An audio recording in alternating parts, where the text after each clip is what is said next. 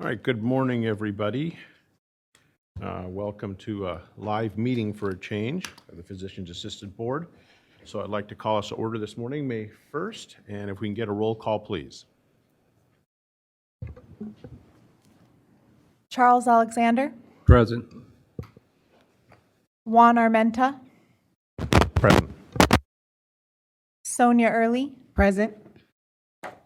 Randy Hawkins. Sorry. Jed Grant, Present. Diego Nzunza, Present. Vasco Dion Kidd. Deborah Snow. Present.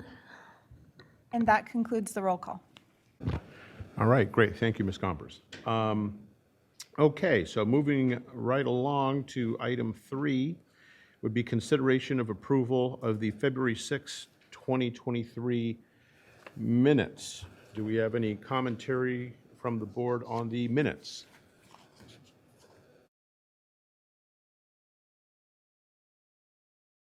Any corrections at all? Anybody sees? Very good. So before I call a vote, is there any public comment on the minutes from the February meeting?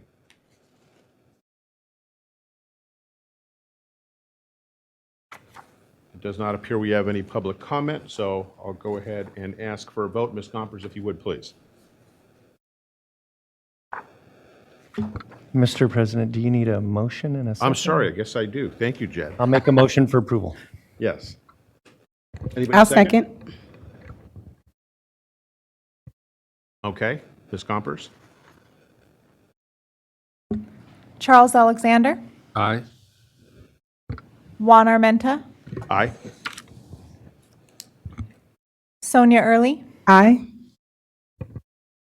Jed Grant, Aye. Diego Nzunza, Aye.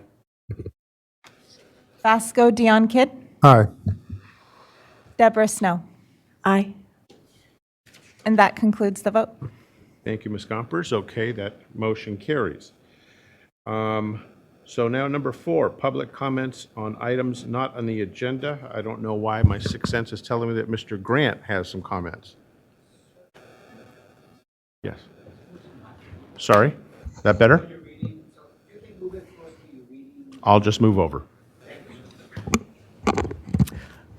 Mr. President, this is the item for public comment. Oh, For okay. items not on the agenda. Very well. So is there any public comment for items not on the agenda? Okay. I suppose we do not need a vote for that, do we, council? Okay. Thank you. Okay, now the fun stuff. We have a new member with us this morning, over here on this side, Debbie Snow. So we thank her for joining us, and I will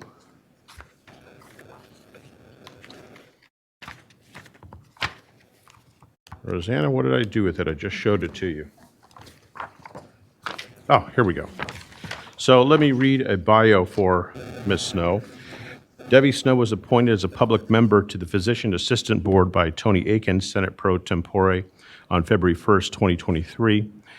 Ms. Snow previously served 2 terms as a member of the Speech Language Pathology, Audiology, and Hearing Aid Dispensers Board. She received her Bachelor of Arts from Cal Baptist University in Riverside, majoring in English and Behavioral Science. Debbie is retired from her position as a library assistant at the University of California, Riverside, and has spent her career working in library professions. Debbie has been involved in consumer advocacy for years and has authored articles regarding consumer protection issues facing healing arts boards. Ms. Snow is a member of the Humane Society and also volunteers with Schools on Wheels, an organization established to provide tutors to children experiencing homelessness.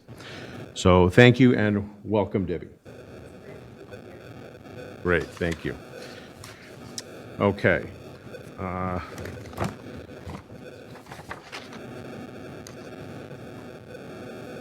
And do we need, are we going to formalize the swearing in now, or we do that? Okay. So, Ms. Snow, let me break out the oath of office form.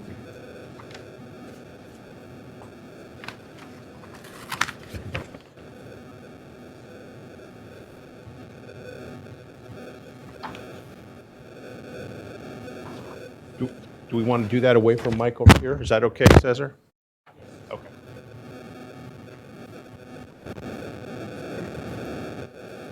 So go ahead, Snow, raise your right hand and repeat after me. I, Debbie Snow.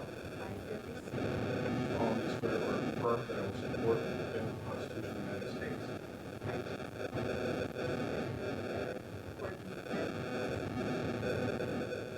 Constitution of the State of California. Foreign and domestic. Against all enemies, That I will bear true faith and allegiance to the Constitution of the State of California.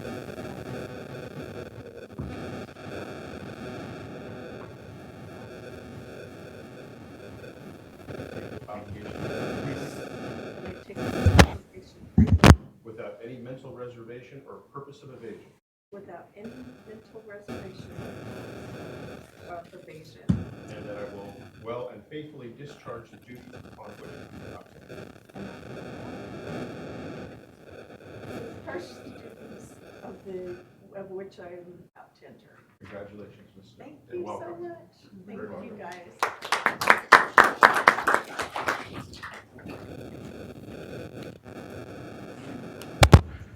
Okay, that's the very fun stuff we get to do.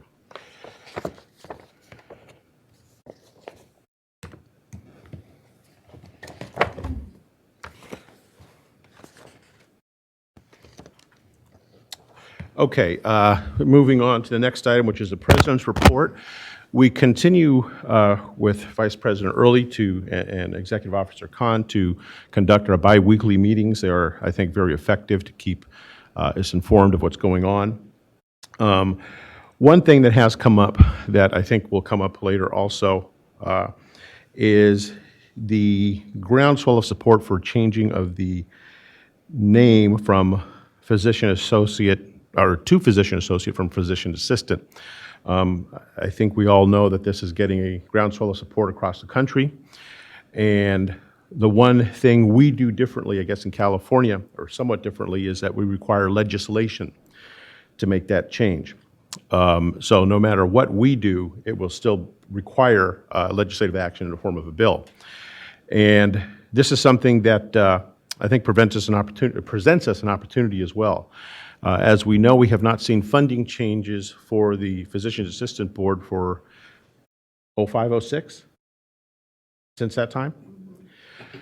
And that, of course, also is a legislative process. So I think if there's going to be any type of bill to do just a name change, it presents an opportunity to also look at funding and other things we may want to also get in the bill. If there is a unified effort between the external stakeholders and everybody involved to move forward on all those fronts, I think we have a pretty good shot at convincing legislature to allow that. And this is important for the funding because if we look at the numbers, I mean, we all know that one of the great pillars of the general fund is personal income tax through capital gains. And we're looking at an economic downturn in terms of real estate prices. Things are just not going to be surplus every year. That's just silly to count on. So I think this presents a good opportunity for us because I think with commercial property relaxing, capital gains relaxing, we may see deficits in the future. And if we can get a bill like that put together with all the stakeholders on board, I think it presents us a good opportunity. So I just wanted to mention that as part of the report. Do I require public comment on this? Okay. Any public comment on the President's report? And board discussion, of course.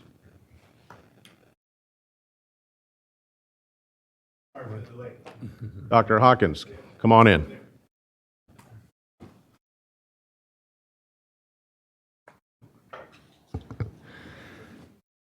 Mr. President, while we're waiting on public comment, I have a gift for you. Could I bring it over? Sure. I like gifts. Oh, When I was president, the last president gave me these pink cards. I just want to share them with everybody. They say public comment, so you don't forget to ask for public okay, comment. thank you. That keeps giving. Jed, we're doing one thing consistently, is we keep forgetting the same thing. All right. I'm surprised you still have those with you. Oh, I was saving them for the next in-person meeting for you. Okay. Very good. Okay, having heard no public comment or comment from the board, can we now move on to the executive officer's report? Good morning, everyone. I will start off with office operations. The board is managing ongoing telework for staff while continuing to balance office operations. The next item is personnel. On April 17, 2023, Jennifer Jimenez was hired to fill the board's vacant licensing analyst position. Ms. Jimenez previously worked with the Board of Barbering and Cosmetology as a program technician 2 in the licensing unit. Please join me in welcoming Ms. Jimenez to the PAB team. Welcome. March 27th, interviews were conducted to fill the vacant office technician position, which will provide technical and clerical support to the enforcement and licensing programs. Board staff anticipates filling the position soon.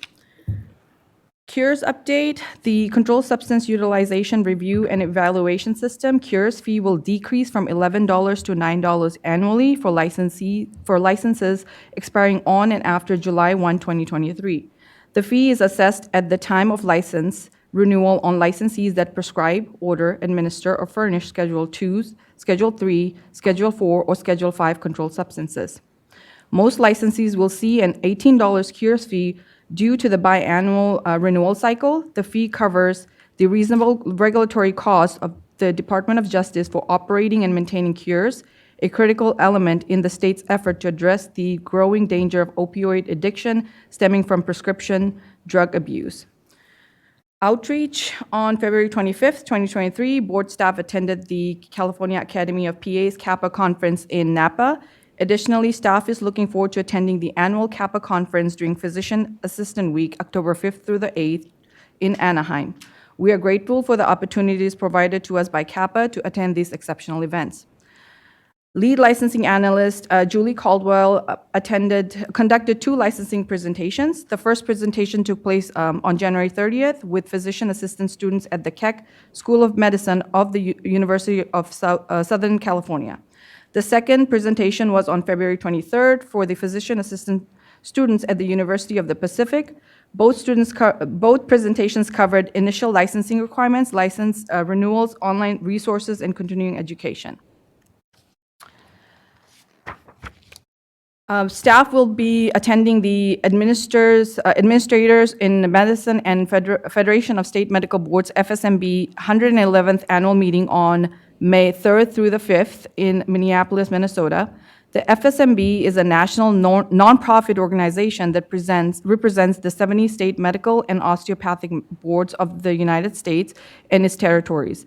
Their mission is to serve as the voice for state medical boards, supporting them through education, assessment, research, and advocacy, while providing services and initiatives that promote patient safety, quality healthcare, and regulatory best practices. The FSMB is a recognized authority through the United States and internationally on issues related to medical licensure and discipline. Lastly, on March 8th, PAB published its first licensing video to assist applicants with a step-by-step tutorial through the initial application process. The video is available on YouTube, posted to the board's website, and shared on the board's social media accounts. A special thank you to the staff at the Department of Consumer Affairs, Office of Public Affairs for their assistance, and Tricia St. Clair for the voiceover. The board continues to utilize its subscriber alert system, social media accounts, and website to maximize outreach, which serve as the primary communication tools for licensees and members of the public. That concludes my report. I'm happy to answer any questions. So, thank you, Ms. Connolly. Board comments? I just wanted to ask, I think we went to the FSMB meetings several years ago, and one of the things they were working on was an interstate compact that didn't work well for us in California because of the various laws that we're required to ask our licensees when they renew, things like that. Is that something that you're still working on with the FSMB, or can you give us an update on that? Or is that something you'll be bringing up with them? Yeah, at so the this meeting? is our first one. Jasmine and myself were attending. We did, check with board president, vice president. It is on the agenda. I've looked at their, schedule, but it's not something that we are proposing or discussing, but we will be attending the discussions and, So, but I know through DCA, they've had a discussion regarding the compact. Thank you. Just for background for the public, an interstate compact allows a license in one state to be used in another state, sort of like your driver's license. So that if you cross into another state from California, you don't have to stop on the border and get a new driver's license for that state. So those compacts allow for transportability, which becomes increasingly important as we talk about telemedicine and things like that. So appreciate the executive officer and staff's efforts to stay on top of that and keep us involved. Thank you, Mr. Grant. Any other board comment? Very good. Any public comment?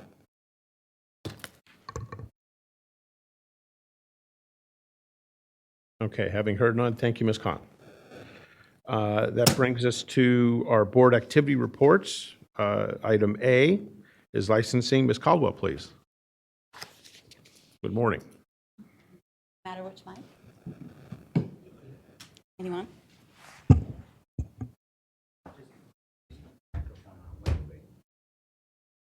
Just turn it on. There's a button at the base.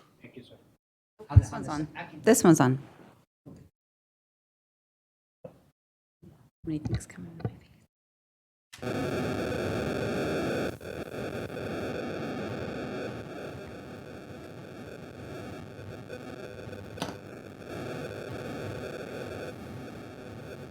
Well, good morning. A little chilly outside. We weren't expecting that, or at least I wasn't. My name is Julie Caldwell. I'm the lead licensing analyst, and I am going to review some information from the reports that we ran for the last quarter.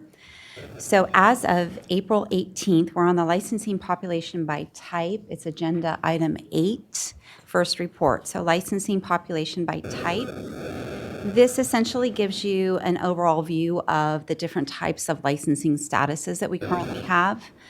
And there's a key at the bottom. So we currently have 16,576 individuals that are currently licensed. We have a few individuals, 32, that are current and active, and one that's current temporary family support. And what this means is that all of these individuals can work. Some of them are choosing not to work for current and active due to maybe continued medical education, health reasons, and then the current temporary family support. That's overseen by another DCA unit. So we don't set that status. It's set separately by another unit. I do have an individual military active that we granted. There's a process that our licensees have to go through in order to request military active or inactive, and we approve those internally. Family support suspension, we have a few people that are delinquent, quite a few. Canceled. Retired is on this list. That population is growing a little bit for individuals that would like to retire their physician assistant license. They do have to be retiring from the practice altogether, not just moving from California to another state. So the retired status application has to be received prior to the expiration of their license and reviewed and approved. And if it's approved, then they would be in a retired status. And the retired status enables them for undue hardship, or maybe they're retired for a couple years and they want to volunteer someplace that requires a license. They would have to come to the board and reinstate their license, and we work with them on that. So retired status is really important for our licensees to understand that it is an option not to let your license go delinquent, because if it's delinquent and it stays delinquent for 5 years, it will cancel and they will have to reapply. So we want to make sure that they understand that and take care of it before the license expiration. They can still ask or request the retired status once their license expires, but unfortunately we won't waive the fee. So that's really important. If they have an expiration sooner than later, then once it expires, they will have to pay the fee. We have the deceased category, the error, and the deleted. So any questions on this report? Is that retired classification and the new ones you discussed, is that on the website so people can see it? Yes. Okay. If you're viewing your licensing details, you will see retired status. Mhm. Okay, so Yeah, it retired. explains that do this, so you don't have to pay the fee again if you want to come back. The information on the tab that covers the retired application, it gives some general information on how to go ahead and request that. It does let them know how to reinstate. Yeah, Okay. so there's steps there. So we would probably ask if they've been retired for several years to go ahead and call the board.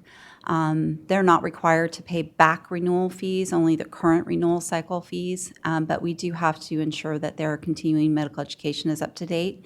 So just a good, just a note of asking them to call just to clarify so there aren't any significant delays in reinstatement in case there's a time crunch for them on their end. Very good, thanks. So the next report is the summary of licensing activity. And this one just gives you an overview of how many applications we received for an initial physician assistant license. So this, between January 1st, 2023 and March 31st, 2023, we received 456 and we approved 405. And then we had 2,091 individuals renew their license.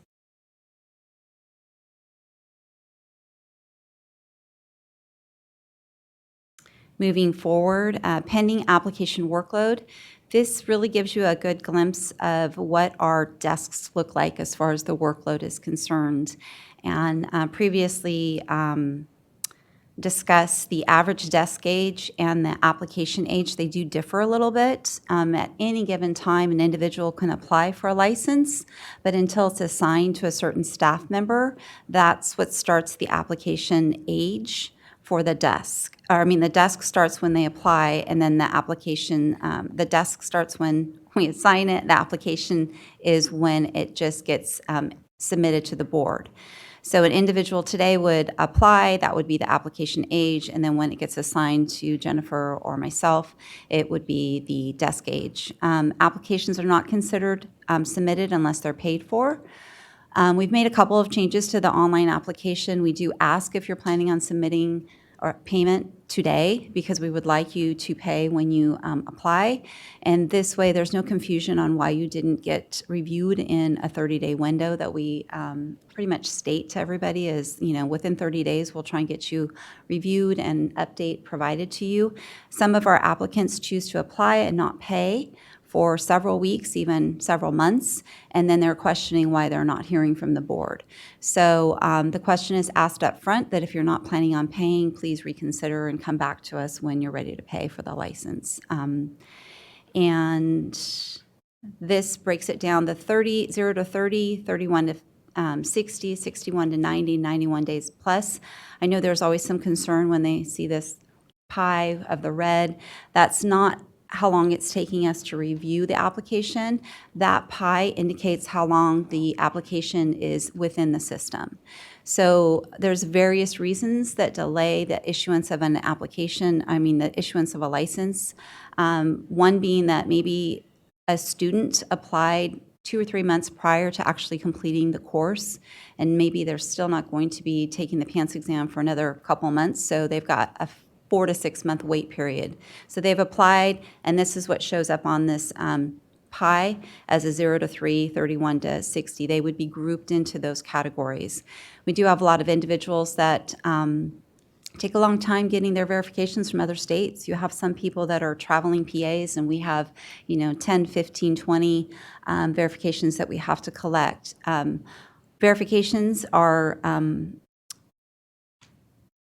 the organization can email the verification directly to the board or mail it. So that's really helped with reducing the amount of time that it takes to issue the license, as well as the program certification form that can be emailed directly to the board. So there's been some significant changes with the processing to minimize the delays in licensure, but some of them we just can't avoid, which is getting the background check, getting all of the verifications in, so on and so forth. So any questions on this report? I do. Is there a reason why we have an option of not paying? Because it just slows down the desk age, I think. So what is the reason that we allow them to submit the application, but they don't pay, so then we don't start on it, and it's like months or weeks or? Well, the applicant is advised in the application instructions that payment is due at the time they apply. But the way that the system has allowed it is to go ahead and apply without payment. So now we have that in the system to identify, once again, if they don't read the application instructions, then they're specifically asked in the body of the online application, are you planning on paying? And if they say no, then they get a message that says, your application will not be processed. Please consider applying it when you're able to pay. I can't remember what the exact message is. But so there are multiple points on our website and on the Breeze application that identify payment is synonymous with applying in order to get reviewed. So now we've just built that additional step into the online application that really lets them know in the beginning of the process, if they do select no, then they won't actually get reviewed. Right. So we don't consider anybody that's sitting in the system right now without a payment. We do have quite a few because this report is ran, one of the reports collects the entire year. So when I run this report, I don't run it now with the unpaid. This is actually people that we're processing. Right. So Okay. because it skews the numbers if we included everybody without payment. So I chose to do that a few board meetings back. It's not to include that because it's not considered a workload for us. Right. Okay. So these individuals have all been reviewed. Right. Yeah. It just seems like it's confusing in the sense of maybe we should just not even have that, like pay or why would it just sit there, I guess. Maybe that option, I don't know, I was just thinking that maybe that option shouldn't be there, but I know that's probably bigger than us, but. Well, Rosanna and I have discussed also implementing a 30-day cancellation of the application. So if it sits there unpaid, after 30 days, it would automatically cancel. So the applicant, again, would be notified as they're completing their application. If they do select that they're going to pay and they complete the application, at the end of the application, there's an attestation, and it gets bubbled in. And so the attestation is what triggers the application to show up on our end. So we can see that application. We can see if they've paid. We can see how they're going to be completing their background check. We can see if they've, answered a question incorrectly, and we correct it on our end. But if they haven't bubbled in the attestation, then it still is open on their end, and they can access their application at any time. But if they do say yes, that they're going to pay, and they get to the end of the application and they don't pay that day, that's where the next step would come into play, is that we would cancel that application after 30 days. That's not currently how the system is set up, but it is something that I'm working on with Breeze. Thank you. Yeah. All right. Perfect. I just wanted to add one comment to that, Sonia. Sometimes it's helpful for students who are getting ready to graduate to be able to get in and start all that stuff rolling without having to pay when they're still a starving student. That might be on the other side of that coin, a benefit to leaving it, that they can do it without paying. And just a follow-up to that, I would really urge students not to apply any earlier than 30 days prior to graduation. There's not a backlog in reviewing our applications at this time, so we're very conscious of the timeline and abiding by that 30-day window.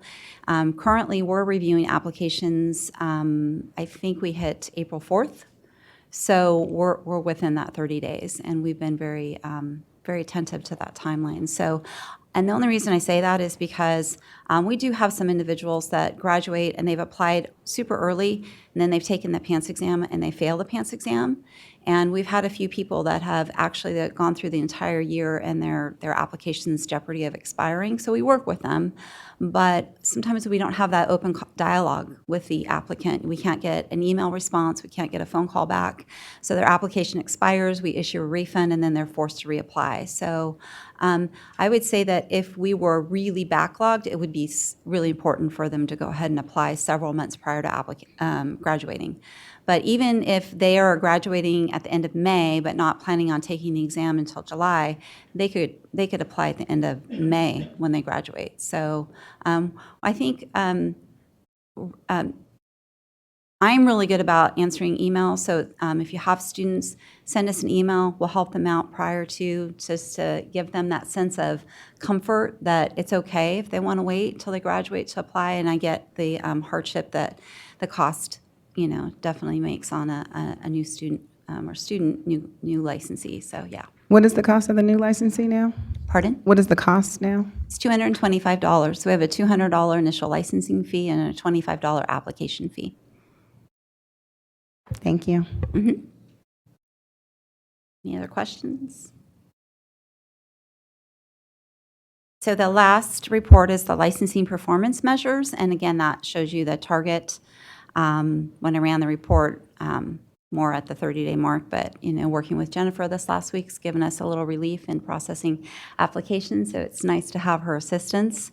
And I have to put a shout out to Christy. She's been amazing helping with the licensing desk. She's very knowledgeable, so it's been a really great resource having her internally since our other licensing analyst left. So together we work as a team, and it's really nice to have that. So, and a quick update: Pocket cards are now.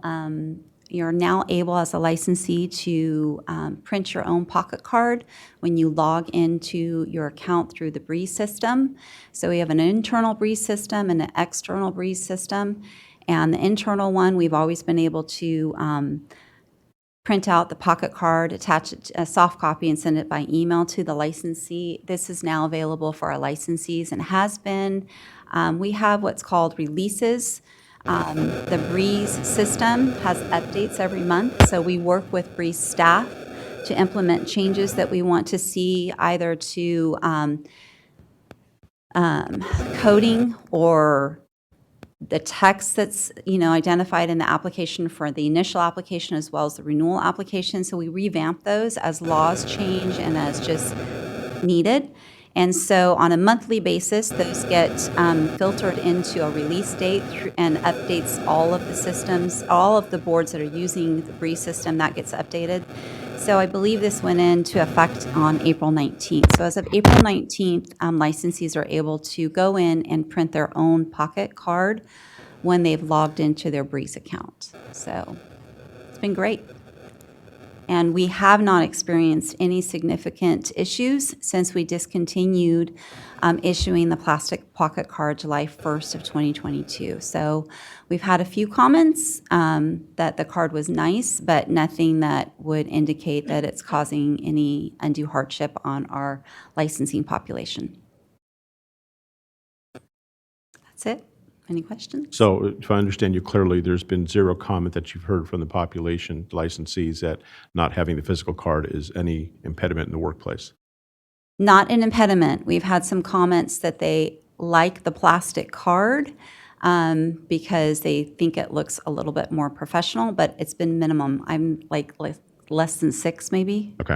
I haven't, and I've talked to Ariel. She's the one that answers the phone most frequently, so she would be a better person probably to hear that. But even I'm in the board's general email account all the time. I haven't really seen that a whole lot. So do get a couple of emails my way that'll say, hey, I renewed my license and I got a paper. Is that what I'm supposed to receive? And I'll say, yeah, we've changed it up how we're doing it. And they're like, okay, I just wanted to check. So that's the majority of the comments that we're getting, is I just wanted to make sure that I'm not missing something. So. And we do have a stack of plastic cards that get returned to us. So if we have licensees that are listening, if you're missing your plastic Pocket card, call the office. Wall certificates do get returned to us. We do hang on to those for forever, the wall certificate. We do make contact with the licensee by email to let them know that it's been returned to our board. But after a couple years, then the plastic Pocket card will get purged. Okay. Great. Thank you. Laminating the card and may extend the life and makes you look more professional. Correct. We've had a lot of licensees say that it's they're just laminating them. Their kids are crafty and they get that laminator out and do mom or dad a favor. But for the most part, Rosanna would have a better feel for it. We're working with Ariel as far as the comments that are coming in by phone.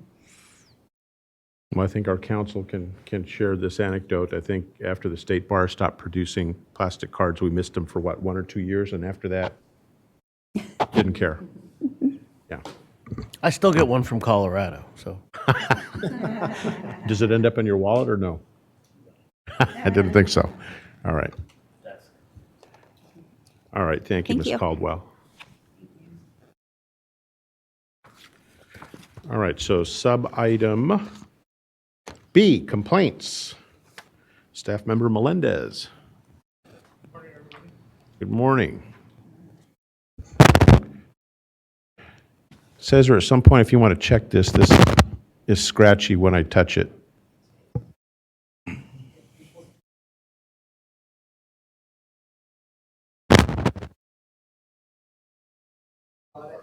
But I'm suffering with you. Happy to share things. All right. Okay. Mr. Melendez, please, go ahead, sir. Good morning. I'll be providing you a section of the enforcement activity report in regards to the complaints for the third quarter. We will be focusing on the third quarter from January 1st, 2023 to March 31st, 2023. As you can see, we have also provided stats from the previous quarter. This report will also show how we are trending this fiscal year to the last fiscal year. So first off, I'd like to give you the stats for the complaint volume. We have received 132 complaints. We have received 8 of them that are convictions or arrests, with a total of 140. Intake. We had 136 cases assigned to the desk analyst. 0 complaints are pending at the intake. Complaints and investigations. We have 9 complaints that were referred to for investigation. 124 complaints and investigations were closed this quarter. 320 complaints are pending at the desk analyst. 59 complaints are pending at the field. Investigation and aging. The average age of pending investigations are 338 days. Investigations over 8 months old, there are 45 cases. I would like to move to the following chart. The following chart is on the complaints received by type and source. This concludes my report. Please let me know if you have any questions that I could answer. Thank you. Isaac, I do have a question that ties into our agenda for this afternoon. And there's a few comments in there from external stakeholders that state something to the effect of, don't dedicate so much time to investigating complaints about not necessarily a thing that we would consider problematic, but poor outcomes. Do you have any insight you can share with us on what that might mean? I think I know what it means, but do you see a great deal of complaints that are based on a patient not having an optimal outcome, and that generates a complaint? I'm not discussing any specific complaint here, but just in general, there are complaints. We'll just say plastic surgery or dermatology. It's expected. There's an expectation of what they're getting, but they don't receive what they felt they were going to get as far as the outcome, and sometimes in the consent forms, they explain to them that these are possibilities, and it's not just in those fields, but in other ones that could occur, and sometimes they don't look at them, or they might sign off on them, and then they don't realize until afterwards they signed a consent form that informed them that these are possible outcomes that could happen. Okay, so I guess thank you. That's a better way to frame the question. So there's a series of complaints that really would fall within the informed consent of outcomes. You do see a series of those. Yeah, we get there's a variety of complaints, but I see those, and I was just trying to give an example. And, Yeah, no, I understand. And they say that they weren't informed that this could happen, and sometimes I might see it on the medical records notes as well, that they spoke to the patient about this. Okay. I hope that's an example.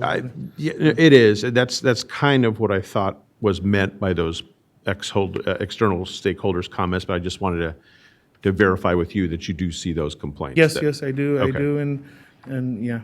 Okay, very good, understood. Thank you. Any other comments?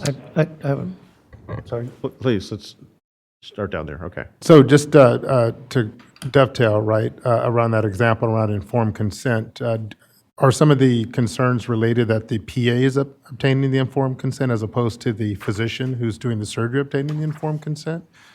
Because I could see where patients could say, well, I was informed or maybe not informed through the consent process, but typically the person that is responsible for the surgical outcome is the surgeon, right? And so Yes. then the informed consent would need to be obtained by the surgeon as opposed to the PA. And so if there was a concern that the PA obtained the informed consent, then one could make an argument whether or not the patient was fully informed of the outcome. So I just wanted to get your thoughts without diving into some of the specifics. Are you getting complaints that PAs are obtaining informed consent and therefore patients are saying that they were not fully informed of the risks, benefits, and alternatives of the procedure? Just wanted to get your thoughts around that. Some have said they might have not been fully informed, but we verify the medical records, and any and these cases are also reviewed by a medical consultant as well. So I'm not like reviewing the case and then just because the consent said that these are possibilities, I'm not closing them like that. I still have it reviewed by a medical consultant, and that way it's been completely looked at as well. Thank you. I just wonder if you might comment on the complaints that are pending at the desk analyst for 320 days. Could you share a little bit about sort of what's happening during that time? What happens at that stage of the process? So what happens is we receive the cases, we review them, we have to request information, and then we have to have them reviewed by medical consultant. We're building our program, our medical consultant program. As of right now, I have a total of 9 consultants, and I have and we started picking up more, and so we're working on expanding that. But at the desk level, it's mainly requesting information, waiting for information to arrive, and so we can complete the process. So it happens, and as we get more consultants and a variety of fields, that number should be going down. Okay, thanks. I just want to make sure I understood correctly that in that category, those pending at desk analysts, that doesn't mean that they're backed up waiting for someone to look at them. They're actively being worked. There's things going on. Yes, yes, we're gathering information as we go, and we do an initial review of the case, request information, and if sometimes we're going back and forth gathering information. Like a disposition, basically. Like, Yes, yes. are we going to proceed, or is there merit here or not, Yes, basically? and it's not just that. There's also, we might be waiting for, it depends what kind of case it is, some type of disposition. Okay. Okay, great. Thank you for clarifying. Just another quick question. You mentioned that you're building your team of 9, which sounds large, but I didn't know. And based off all the red decreases in your complaints and intake and so forth, but I'm noticing that there's an increase in your pending investigations and also time over 8 months. Can you elaborate on that just a bit? On some of those, we've had cases that are, say, example, arrest or criminal, and we're pending a disposition on their case. So if they're left open, if they weren't they're left open until this position changes, then we figure out what we can do, because sometimes they could be dismissed and so we don't get notification. And we get either notified by the Department of Justice or we find out by making phone calls or we get notified by the Lines at Sea. Depends if we contacted them. Okay, great. I was just wondering if you thought you needed more people on your team, or there's, if there's anything like that happening versus just waiting for other people to get back in touch with you. No, we're working on one position right now that's going to help out our team as well. Okay, okay. I wanted to add, the last category is pending at the field. So it's already out of the field. Armando has already referred it to an investigator, so, yeah. Thank you. Thank you. Is there any other questions? Any other comments? Just want to thank you for your hard work on this. It's a key part of the board's mission to protect the public, so thank you for your hard work. Thank you very much. Appreciate your time. Thank you, Mr. Melendez. Okay. So that brings us to category C, discipline. Staff Member Hayden, please.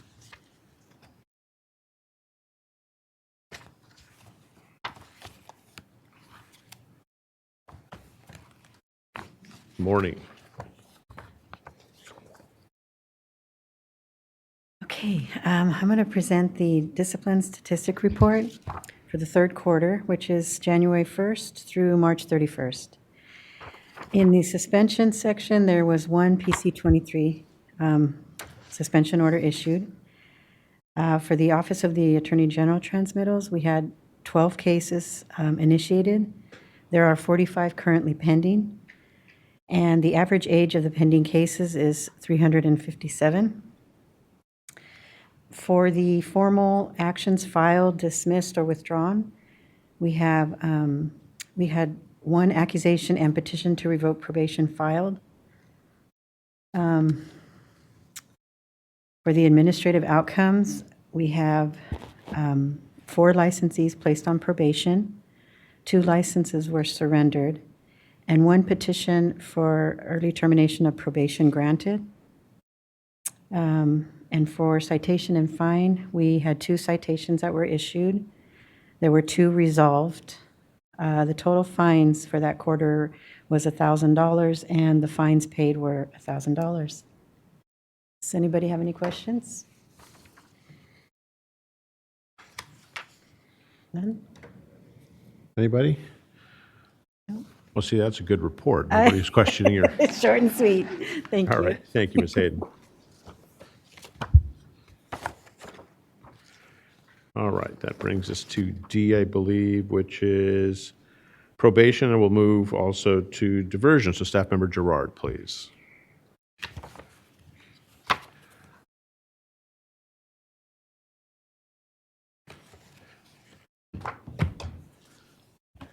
Morning, Mr. President, board members. Good morning. Almost gone. It's good to see everybody in person. Same here. Okay, in January, we had 2 people, licensees, begin effectively in January, and then 1 person successfully completed probation. In February, we had another person effective date in February. March, we had 2 more people enter probation and 1 successfully complete. We also had someone that had been tolling begin practicing again. I'm sorry, you had what? We had someone who was not practicing Oh, begin practicing. So we closed out March 31st with 34 active probationers and 42 total probationers. Does anyone have any questions?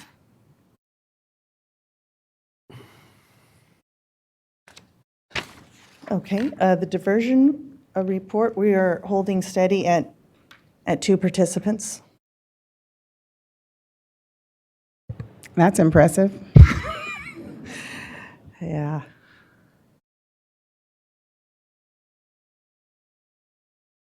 so we haven't had anybody this year enter into diversion, right? Correct. And I go to the meetings of our diversion program with all the boards. I attend that monthly, and it seems to be a consumer affairs-wide program, or issue, a situation. All our diversion vendors said that their numbers are way, way, way, way down. So it's not our board only. Do they have a reason why, or are they They speculating ask us COVID? why. Is They COVID throw it not out there picking why. Is COVID not picking something up, or maybe they're doing better in COVID? I think they were post-COVID? starting to decline before COVID, I want to say. And they lost their office in Folsom. They completely shut that down. So I don't, it's speculation. It's definitely talked about at each meeting. Nobody's had an answer. Well, I guess there's some comfort in knowing we're not alone in that, because Right. yeah, okay. All right. Any other questions? Very good. Thank you. Ms. Thank you, sir. Starr. Okay, that are the board activity reports. Any further board comment? And is there any public comment?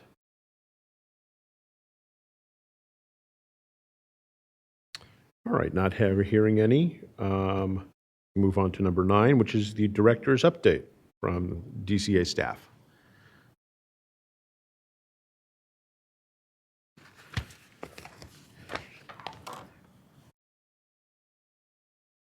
Good morning. Good morning. How is this? That's fine. Great. I think mine's the only one that's squawking when I move it. So Okay. Well, good morning. I'm Judy Bucciarelli, and I'd like to thank you for allowing me the opportunity to provide the Department of Consumer Affairs update today. I'd like to begin my report with an update on diversity, equity, and inclusion, commonly referred to as DEI. Established last fall, the department's DEI Steering Committee is comprised of 12 executive leaders from the boards, bureaus, and department. The committee has been working on many items, including updating the strategic planning process, training, and development of an informational DEI fact sheet, which was recently distributed to board leadership. I am pleased to report on the progress of the committee's efforts to date. Strategic planning has been updated to embed DEI into the process, which includes a survey, a DEI section in the environmental scan, video messages, and a brief training video. This month, DCA's Solid team will work with your executive officer to develop or update the board's strategic plan. In addition, all DCA Solid trainers will complete a 50-hour diversion, equity, and inclusion training certification program through the University of Massachusetts. Training will also be available to all DCA staff, and employees can access and register now for 3 DEI courses that will be available in June. DCA's first DEI fact sheet has been released. It was developed as an informational tool and includes the department's 3 DEI initiatives, memorializes DCA services that support DEI efforts, and includes DEI terminology as it applies to DCA. As the DEI Steering Committee's work continues, I look forward to updating you in the months ahead on their progress. Next, I'd like to provide a reminder about required board member training. There are 2 DCA-wide mandatory trainings for 2023. This includes sexual harassment prevention training and information security awareness. All DCA employees and appointees, including board and advisory council members, will need to complete the sexual harassment prevention training this year. Board members are required to take a 2-hour supervisory training, and advisory council members must take the 1-hour non-supervisory training. This training is required every odd-numbered year, is online, self-paced, and takes approximately 2 hours. Board members with an assigned DCA email are required to complete Information Security Awareness Fundamentals training. This training addresses everyone's role in protecting DCA data and information. The training is online and required every year. Both the sexual harassment prevention training and information security awareness training courses are available in the department's learning management system, which we commonly refer to as LMS. For more information, a mandatories training page has been created to help members identify, access, and track specified trainings. The page includes direct links to mandatory trainings, as well as pertinent information and policies specific to these training courses. To access the training page, members can go to dca.ca.gov and click on the DCA Board Member Resource Center page under Require Board Member Training. Board members may also reach out to Board and Bureau Relations Chief Deputy Melissa Gear or Assistant Chief Deputy Yvonne Durantes for assistance. Equally important, I would like to announce that the next board member orientation training, commonly referred to as BMOT, will be held on June 20th, 2023. As a reminder, board members must complete BMOT within 1 year of their appointment or reappointment. On June 20th, 2023, BMOT will be offered in person in Sacramento and again on October 10th, 2023 at a location to be determined. Members can register for this training via LMS. As a final note to this part of my report, and on behalf of the department and DCA Board and Bureau Relations, I would like to say thank you to all of our board members and executive officers who helped us achieve compliance with filing this year's annual Form 700.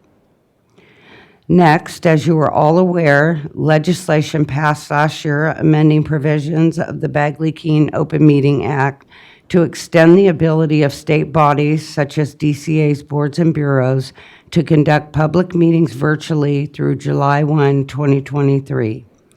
Absent the passing of new legislation to extend these provisions, DCA's board and bureaus will not be allowed to conduct meetings virtually after July 1, 2023.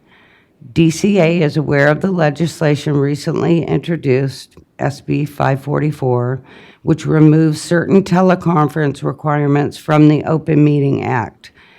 However, this bill does not include an urgency clause the bill does not include an urgency clause and would not take effect until January 1, 2024. Therefore, boards and bureaus should be prepared to conduct public meetings in person in the interim beginning July 1, 2023. Moving on, the department would also like you to be aware of the federal portability law that took effect on January 5th, 2023. The new law enables service members and their spouses who hold professional licenses in a different state to practice in California within the same professional discipline and at a similar scope of practice if they are required to relocate to California due to their military orders.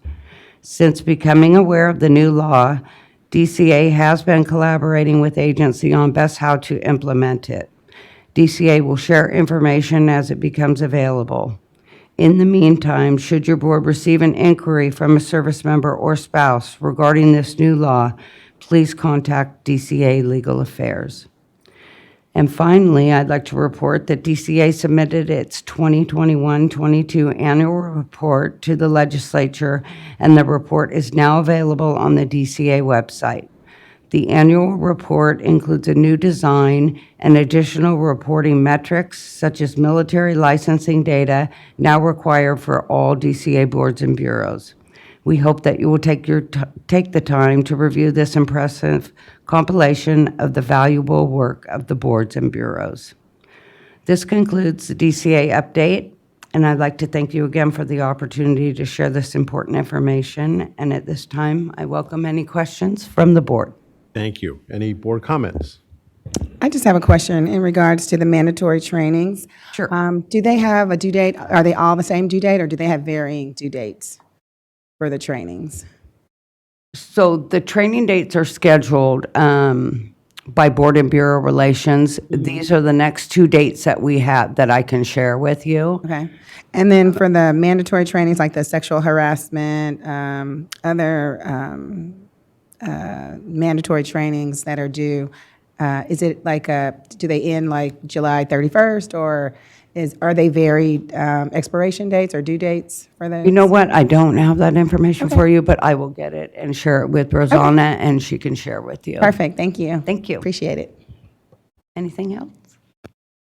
Oh, please. So if we've completed the training at our institution, would that still count, or are we required to take the training again? Because I know the sexual harassment training is offered at my institution, which meets the requirement. So I just wanted to see whether or not I could. You do have to take the DCA training. We do? Okay, Yes. thank you. Yes. Sorry. So we end up with 4 hours of training there. Yes, you do. Sorry. All right, very good. Any other comments besides the I have a slight? question. We wait for next year. We wait for next year. Randy Hawkins, I have a question. Please, Dr. Hawkins. So I took the driver safety training, which was required.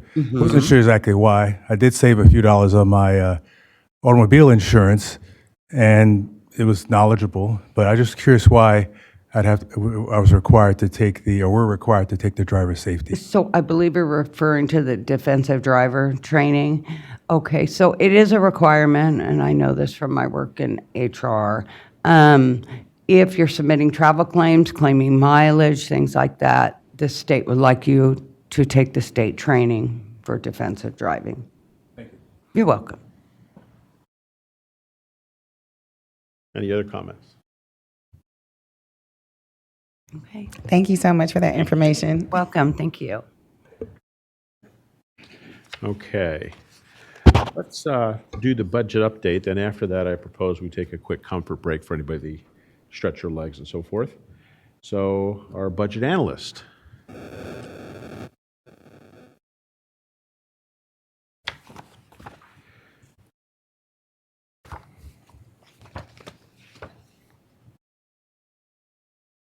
Good morning. Morning. Good morning. So thank you for allowing me to present today. My name is Suzanne Balkis, and I'm a budget analyst with DCA Budget Office. I'm here to present the Board 22-23 FM8 projection memo, fund condition, and expenditure. We're going to start with the budget memo. This will give you a general overview of the board's budget, as well as percentage of the budget used and counted toward expenditure. In 22-23, the board have a budget of $3,059,000. The board projected to use 37% of the expenditure on personal services, which includes salaries and benefits, 39.22% for OE&E, which includes contract purchases and travels, and finally 23% for enforcement, which is for the Office of Administrative Hearing as well as Attorney General. The board is estimated to have 0.78% in reversion. On the second page, we have the fund condition. We have 21-22 actual beginning balance of about $4.8 million, with prior year adjustment of $197,000, and so that gives us a beginning balance of about $5 million.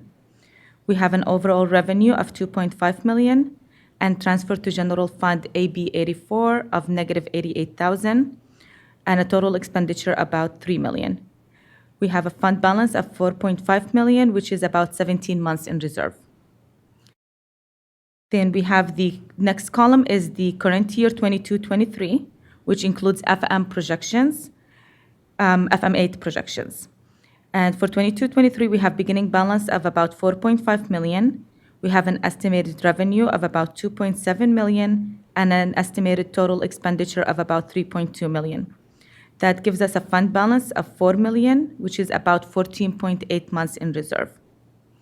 Budget year is based on governor's budget, and budget year +1 is based on realize. We do not have any immediate concern for the fund. And finally, on the last document we have is the FM8 22-23 projection expenditure. we have about 1.1 million in personal services and about 1.9 million in OE&E expenses, for a total of about $3 million, which creates a saving of about 24,000 or 0.78%. We do not have any concern for this fund for this fiscal year. I'm here available if you have any questions. Any comments? I have a quick question. With the pandemic, we weren't in person. Do you guys have rough estimates of how much money we saved in that time period? Hi, I'm Renee. I'm the manager that oversees the PAB budget. We do not have those immediate numbers. It is something we can provide to Rosanna, and then she can distribute to the board. We can absolutely do that. Yeah, that's a good question. Do you know if other boards are doing a similar analysis to provide data on what virtual is saving for us? We've had 2 boards request that information so far. So Okay. you'd be the second on my oversight. I'd imagine then at some DCA report, maybe next year, that there will be some entry about how much virtual is saved. It's very well possible. I do think that how the Bagley-Keene legislation goes through will really impact when we would probably provide that report, or when that would be more pertinent for us to start collecting or organizing that data. Okay, well, I don't know how anybody else feels, but I would certainly encourage you to provide that data. It seems to me that to not take advantage of leveraging that technology to save money is, Absolutely. okay. It's quite a benefit to all of our programs. So. Yeah. Thank you. Thank you so much.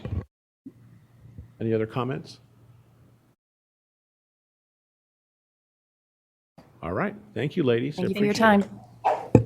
All right, let's go ahead and take a, let's see, it is 9:37. Why don't we come back at 9:50 and work through as far as we can on the budget. Let's stand in adjournment for a few minutes for a recess. Thank you.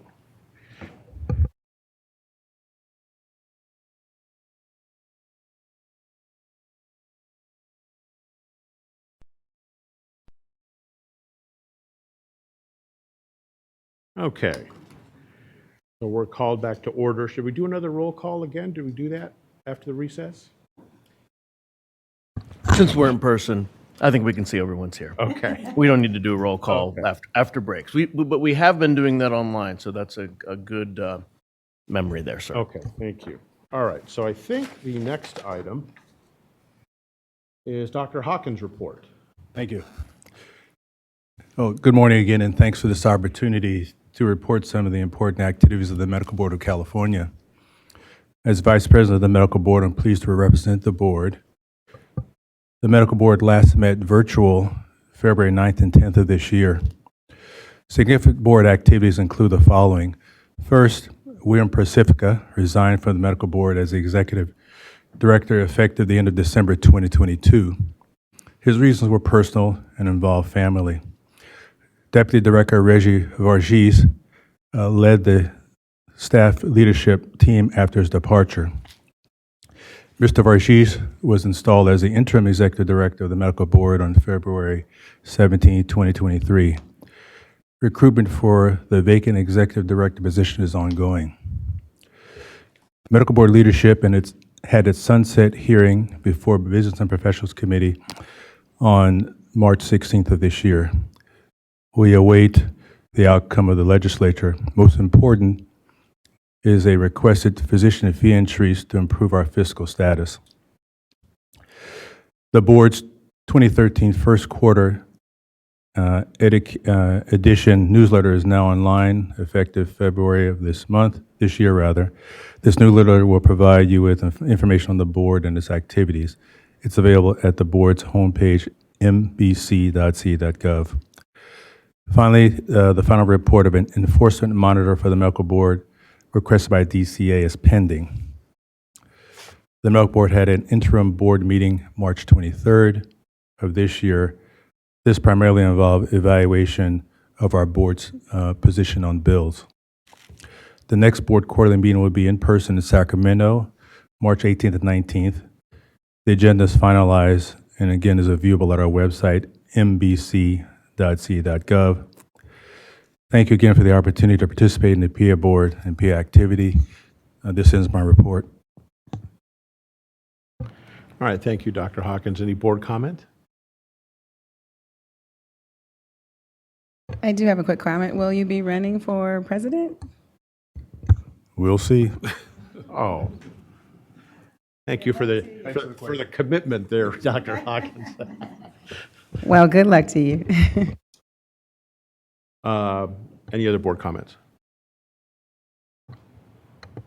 Any public comment? All right, seeing as Dr. Hawkins didn't want to make public news here about his candidacy for president, we'll move on to the next one, which is, thank you, Dr. Hawkins, which is Ms. Dillon on the regulations update on pending regulatory packages.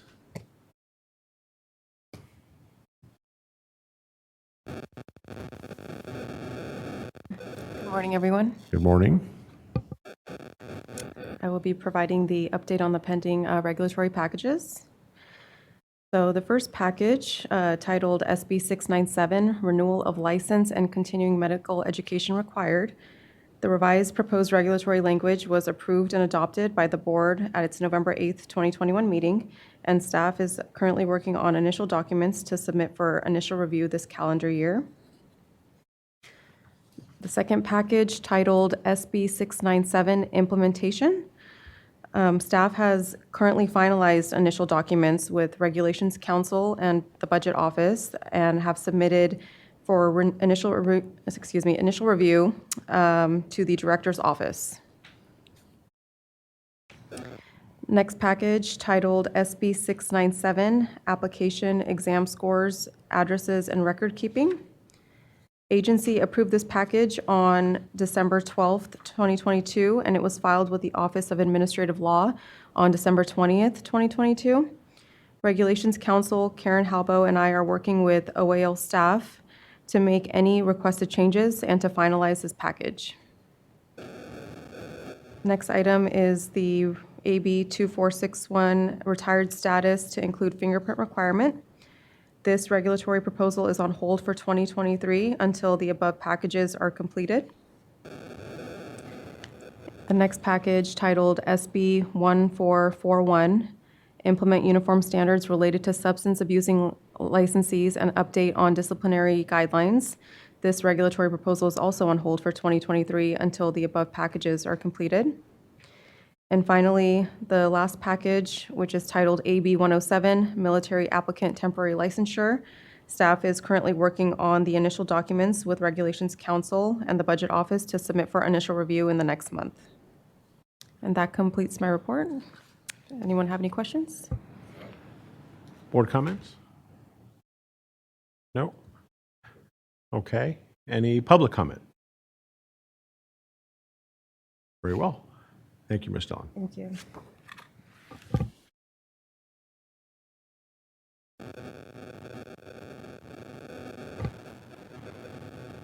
Okay. That brings up number 13, Education Workforce Development Advisory Committee. Gentlemen. All right, thank you. So the updated document in the packet reflects the increased number of PA programs nationwide to 303.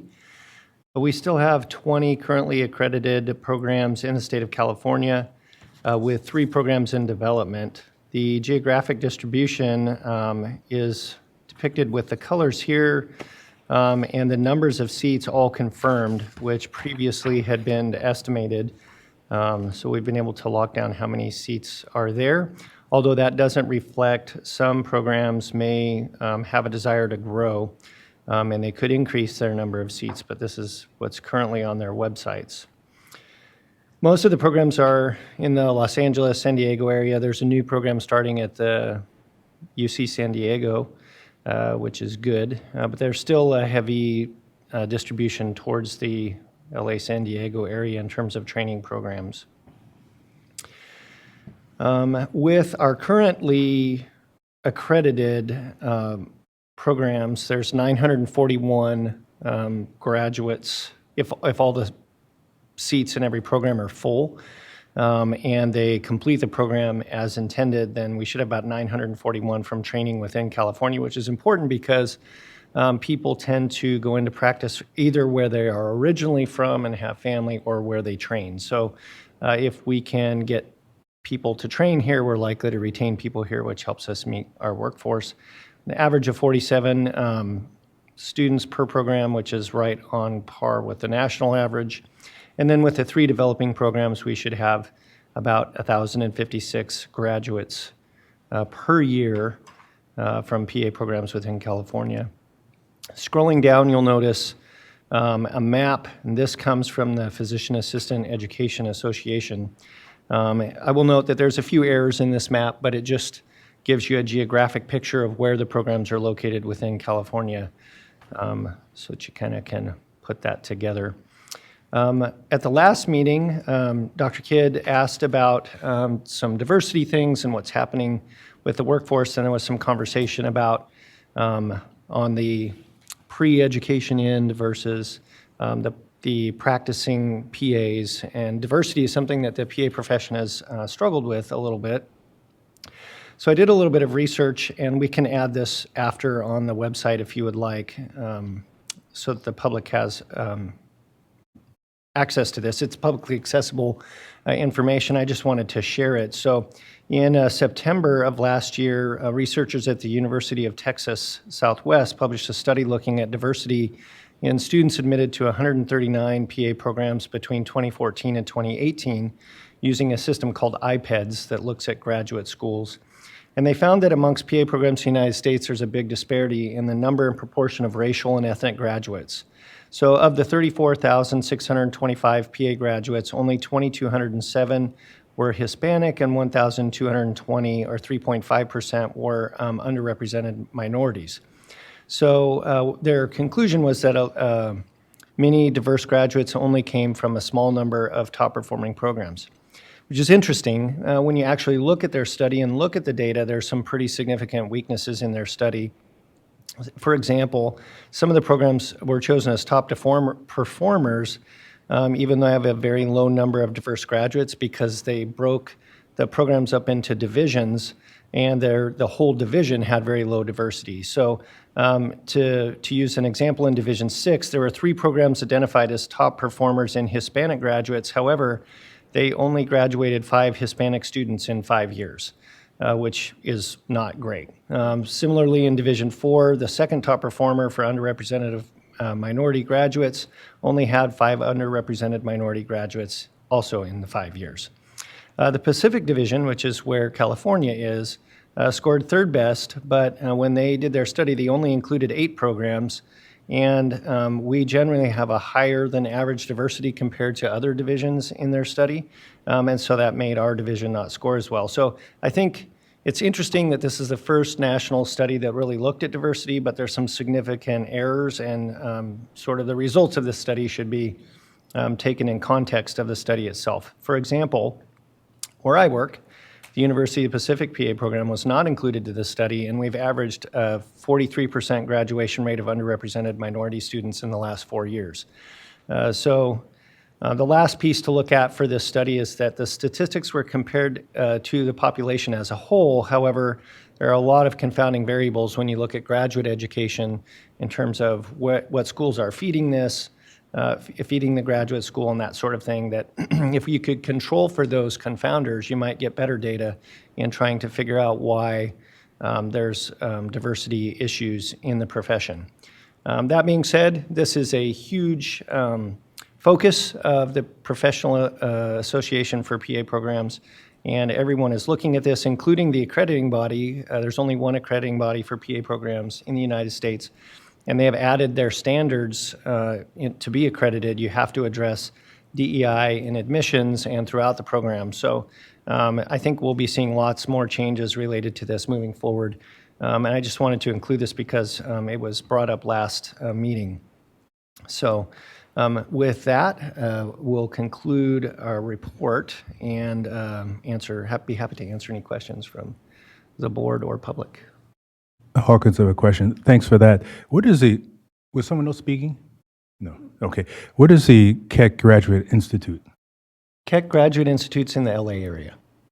The reason I asked that is that I was speaking to Chris earlier that my wife, who recently retired from Kaiser after 40 years, attended a neonatal PA graduate program at Keck, and I recall that at some point medical students, PA students used to rotate through Kaiser as one of their locations. But I see a provisional. So is their PA program still exists? I just want clarification. I don't understand it. So you're thinking of Keck USC. So Keck USC is different from Keck Graduate Institution. Keck Graduate Institution, I think, is around in the Azusa area. So it's different, and it's a new program, and it's specifically a PA program.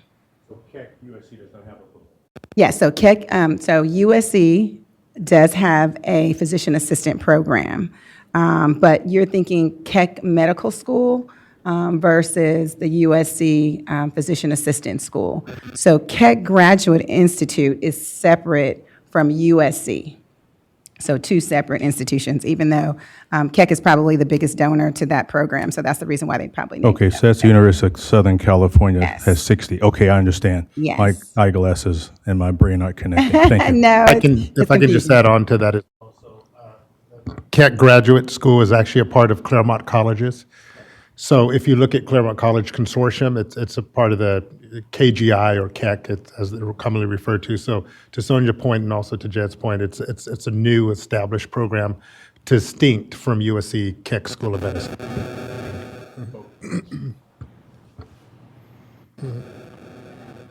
But that was a good catch, so. Yeah.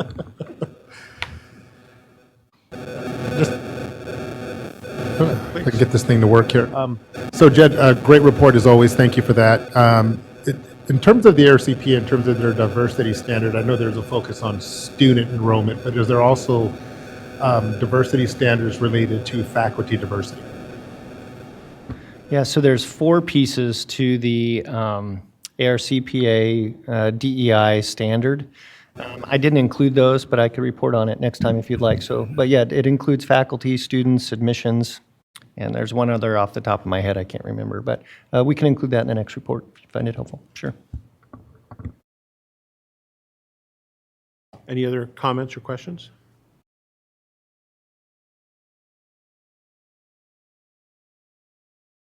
Ms. Caldwell. Hi. Hello. A couple of things that have been brought up continuously for a few months now, and it's a perfect opportunity to maybe just bounce these because you're here.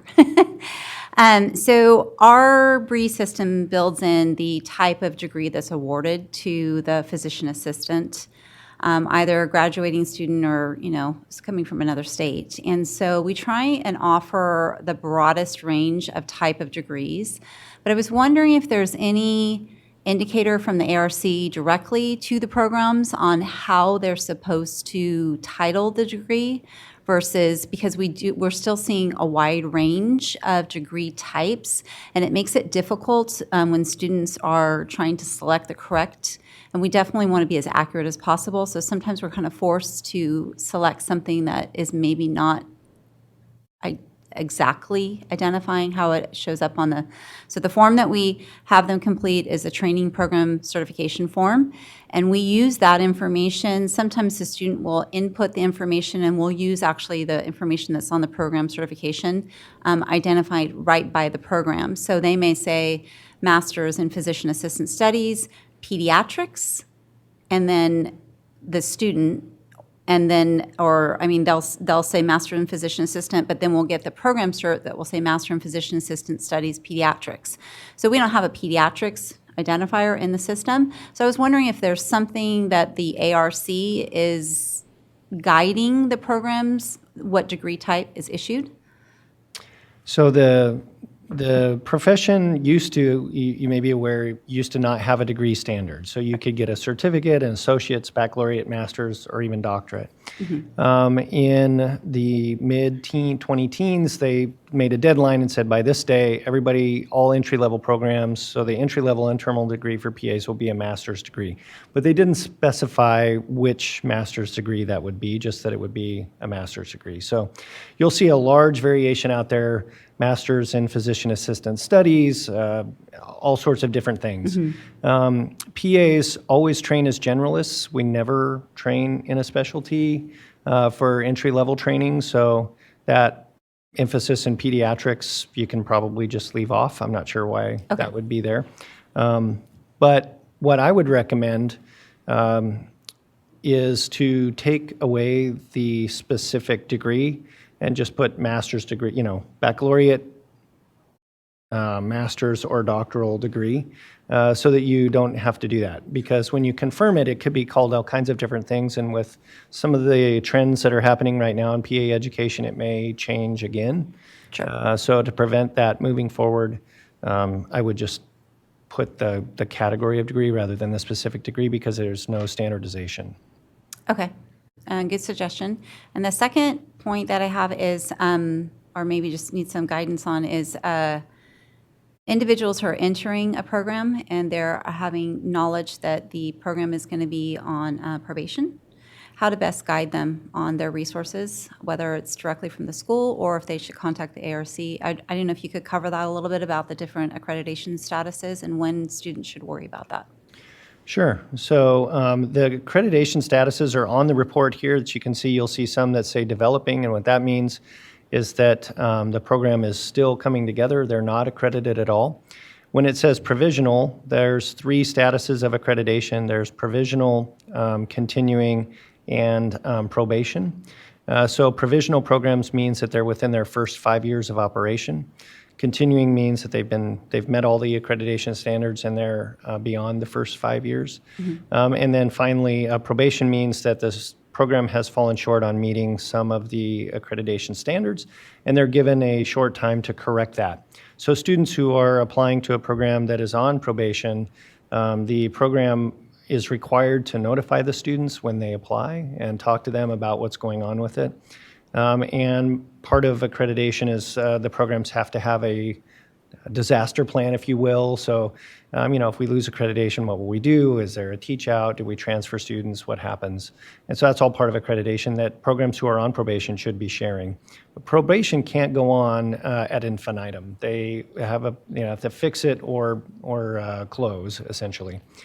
So hopefully that's helpful. And in the report, there's some links for definitions that you can see there, what developing, provisional, continuing, and probation all mean. I think a key takeaway is that sometimes PA applicants will confuse provisional with probation. They're very different. Provisional just means the program is new. They're meeting all the standards. They're just within their first 5 years of operation, which means they have a little bit of increased scrutiny from the accrediting body because they're new. Versus probation, which is a program that's had a demonstrated problem meeting some of the accreditation standards, and they're given time to fix that. Perfect. And we do review those different status types, but thank you for the information, because the school sounds like it's their best resources to help them through that probationary status and how they're going to handle it. Right. The school would be the best source of information, but if an applicant or student has any questions, they can reach out to the accrediting body directly as well. Okay, perfect. Thank you so much. Yeah. Thank you, Jed. I think that helps staff a lot. Any other public comments? I'm sorry, board comments before we move to public comments. Okay, any public comment? All right, having heard none, thank you. Oh, please, go ahead. Sorry, before we move, Jed, thank you again. Thank you, Dr. Alexander, for this wonderful report. I noticed that our numbers at each report, our total number for PA programs keeps increasing. We went from like the 190s to 200s to 300 just the last meeting, and now it's 303. I am super shocked and super ecstatic at the same time, but I noticed that we are outpacing the medical schools. So do you have any just global information of, is there a cap of how many PA schools we want in the U.S., or is it just infinite? That's a great question. I feel like an invitation to step into a minefield, right? So, as far as I know, there's no cap, but these conversations are ongoing all of the time. I think there's no shortage of work. There's lots of patients to see, and more providers is good. I think the limitation on the PA programs is clinical training sites and making sure that everybody's meeting the standard. I think our accrediting body for PA education does a great job. At really holding new programs to the standard, making sure everybody's meeting the standard, which is good. So it's a good question. I don't have a good answer. So. Thank you. I appreciate that. Okay, any other comments from the board? Okay, and any public comment? All right, having heard none, thank you, gentlemen. And we'll move on to the Legislative Committee report. So who's doing that? Ms. Dillon? Okay.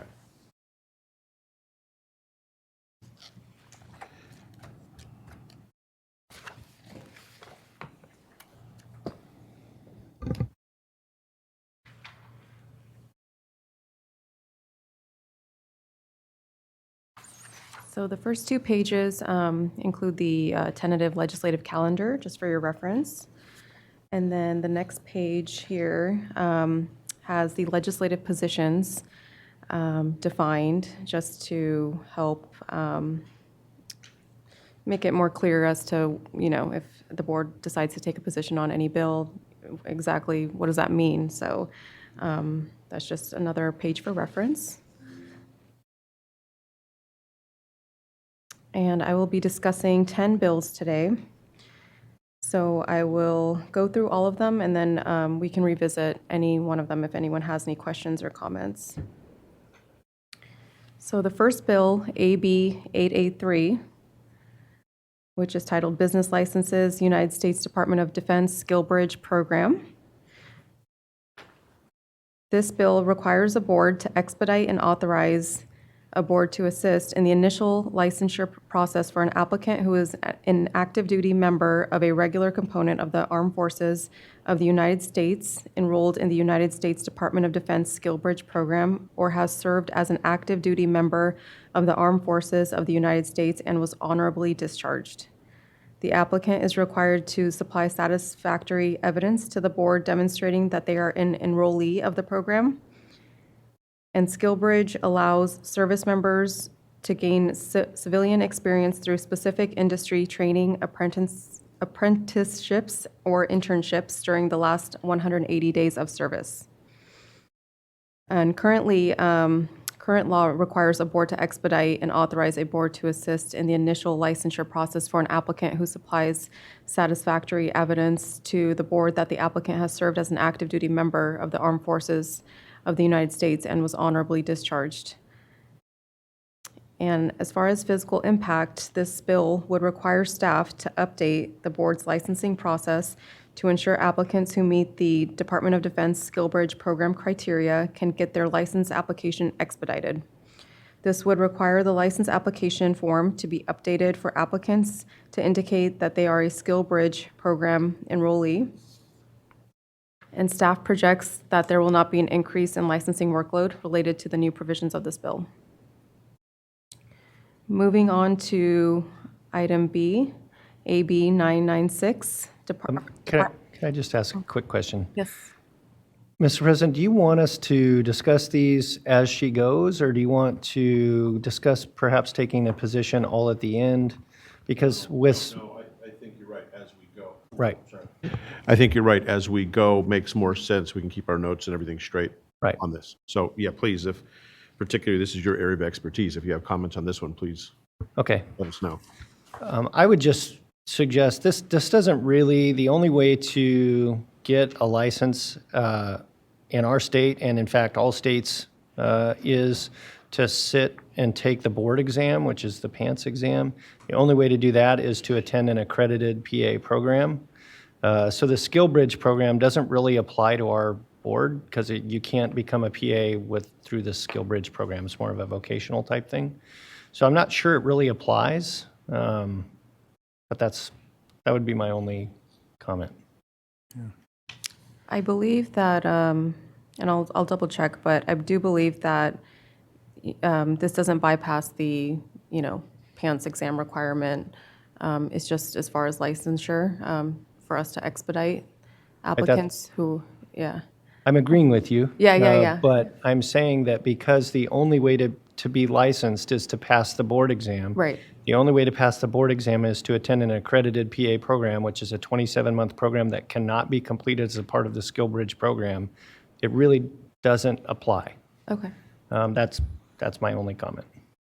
Randy Hawkins, what does expedite mean? Is it defined clearly?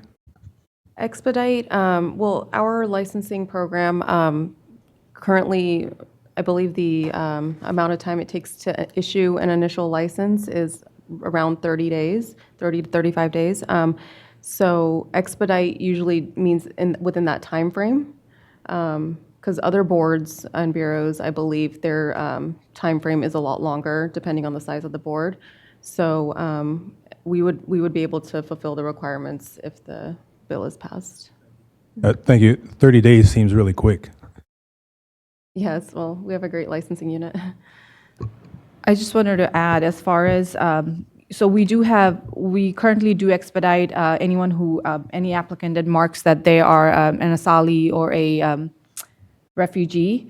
Another one is if they are actively, if they're discharged, honorary discharged, this would add to that expedited list, meaning if they are in the Department of Defense SkillBridge program and they're an applicant, they're applying, that's the box they're checking off, and they're providing us with evidence that they're in that SkillBridge program for us to expedite their licensure, meaning issue it within 30 days. So if I can just clarify for my own purposes, it sounds like SkillBridge obviously includes more disciplines than just PAs, right? So it's a wide approach to thousands of potential disciplines to get them licensure. I mean, it could be an accountant, it could be anything. Okay, I think, so that's why you're saying, so what, you still have to do the PA program. Okay, all right, I got it. Thank you for that By the time they clarification. would be applying for licensure, they will have been well beyond the end of their SkillsBridge active duty time. Okay. So Okay. I don't know that it has really good applicability for our board, but acupuncture or accountancy or, others that might be a shorter pathway from active duty to licensure to practice that don't have these other requirements, it might be helpful for them. okay, got it, okay. Okay. Please, Ms. Dillon, if I go to the next one, if you would, unless there's another comment on SkillBridge. I do. So with that, would we support or, I mean, because it doesn't seem like it applies to us. So do we not support or what? Boy, I don't know that we need to take a position if it's not going to have any practical effect. What do you think, Jed? Yeah, I would say no. I don't think it really applies to us, so I don't think we need to take any position, would be my recommendation. Okay. Okay. All Thank you. Okay, go ahead, please, Jasmine. So item B, which is AB 996, Department of Consumer Affairs Continuing Education Conflict of Interest Policy. This bill proposes that boards under the Department of Consumer Affairs develop and maintain a conflict of interest policy that would discourage the qualification of any continuing education course if the provider of that course has an economic interest in a commercial product or enterprise directly or indirectly promoted in that course. And if this bill is passed, staff may need to implement regulations in accordance with this bill.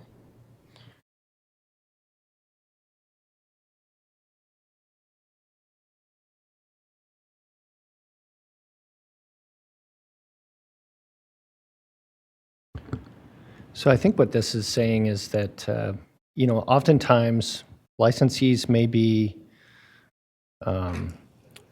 licensed members of the board may be asked to speak in reference to a product or something like that. Typically, those are paid presentations, which I don't know about anybody else, but I'm scared to death of the Form 700. I'm like, please don't give me a gift. I'm going to have to track this down in a year. So yeah, I'll do it for free, please.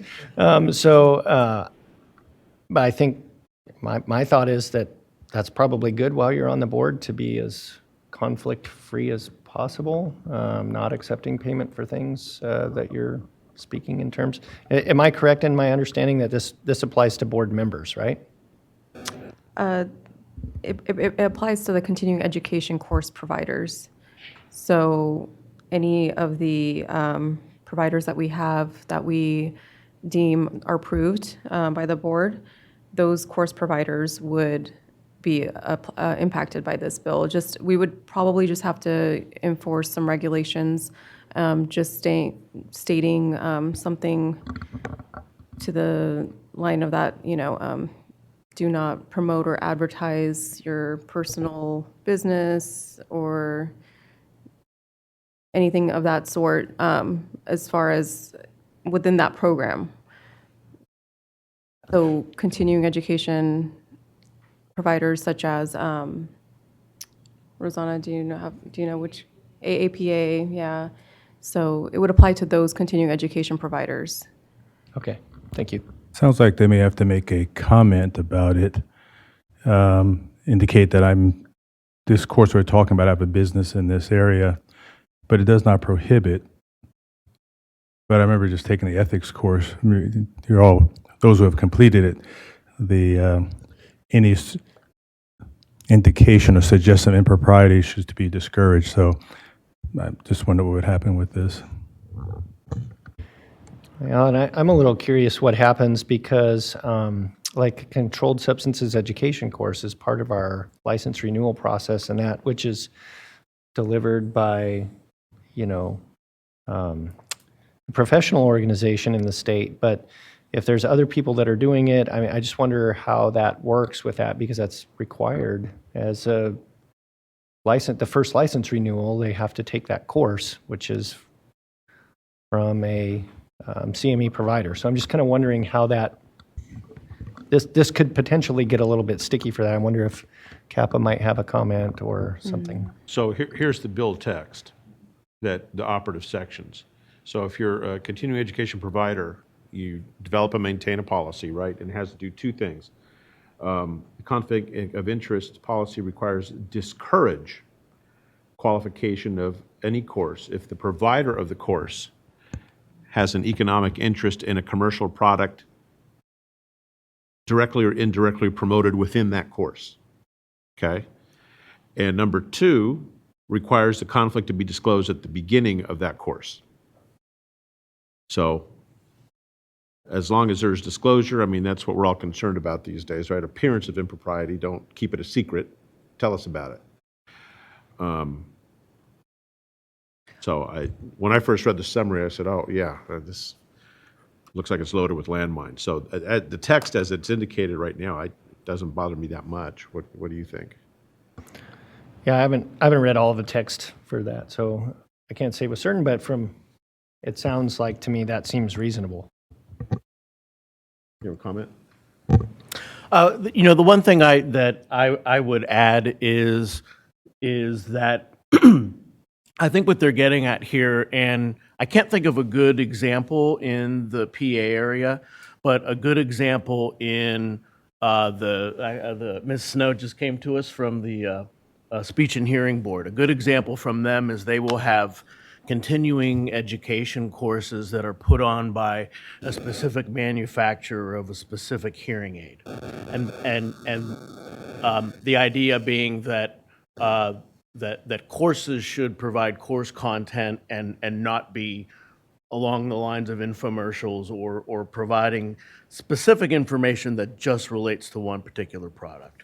So I think that's what's behind some of this, not in terms of who couldn't or who could or couldn't teach a course, but specifically related to a product or enterprise that's being promoted during the course. I know that most times when people give lectures, they usually say, I'm working with such and such, and they usually disclose that information. Do they want something other than that? And that's my question in terms of, do we need to put a survey together to say, hey, do you have any interest or something up front? Or what we normally do is just disclose when we start that lecture procedure. Is there something outside of that? See, I don't think that falls under the bill at all.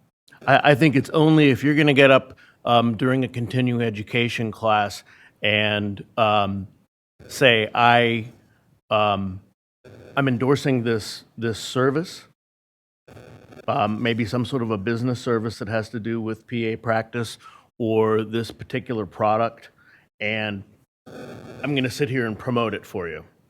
So that's really the difference there. Yeah, and the bill looks like it puts the onus on the provider to develop the the conflict of interest policy.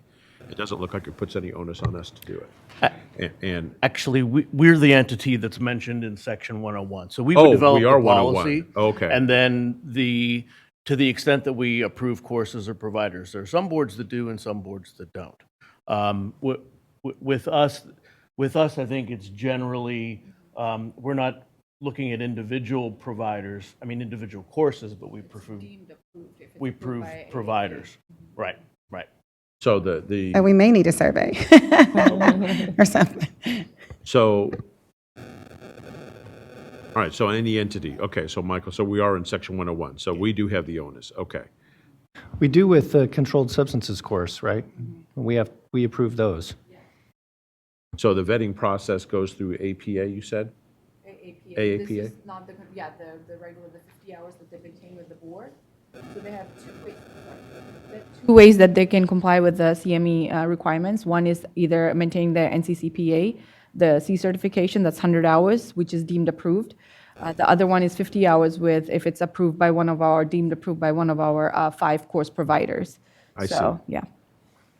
So then it doesn't say in this text here, but what happens if they violate that? I assume that this would give us leverage to say, you're out, if they violate this, which, I don't see how it happens as a practical matter. I think we, under other provisions, have authority to disapprove a provider, but because it's just coming through those professional organizations, I don't know that the conflict of interest code, it's just a requirement that we have the code and that they meaning the providers and the course instructors, provide the information as the course begins.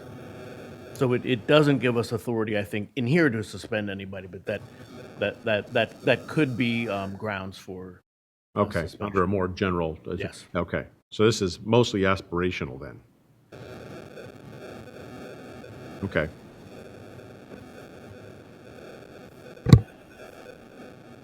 So my quick question is, do we need a team or a body of people to look more in depth into this process to make sure that we are providing the appropriate, oversight, or? That's something that we can look into. But as far as I could tell, I think if we have the regulations in place, it might be enough, but that's something that we can look into. I'll get back to you. My only reason is that, say for instance, if I am providing a lecture on CME, but on the other hand, I'm also working for another company that's going to be discussed in this lecture, and we have a great product, right? Of course, I'm going to let them know that this is something that's out there, but and then secondarily, even though that I haven't said, hey, endorse this product, this is the only product that I'm talking about. So with that, I have indirectly endorsed that product, which may go against what we're talking about right now. So that's the only reason why I say maybe we should take a look into it, because those things happen a lot of times. And that's the reason why in the beginning of the lecture, we say, I work with this company, they're paying me X, Y, and Z, so forth and so on. So I just think that maybe we should look into it just a little bit more. So maybe that we're doing all the right thing and not just putting a rubber stamp on somebody or something. Okay. I'll make a motion that we take a watch position on this bill. Okay, anybody second that motion? Second, my only comment would be, and I would agree with stated already, is that I was at a meeting this past weekend at one of my USC, and universally, the speaker indicates their list of conflict of interest. They're listed. We assume they're being honest, but they list them. Okay, so we have a first and second on a watch on that? You did, okay. Okay, so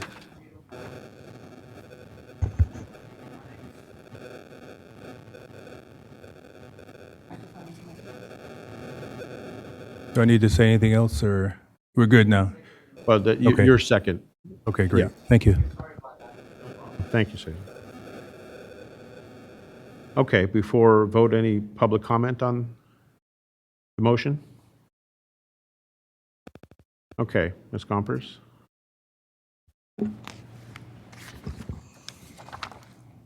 Charles Alexander, Aye.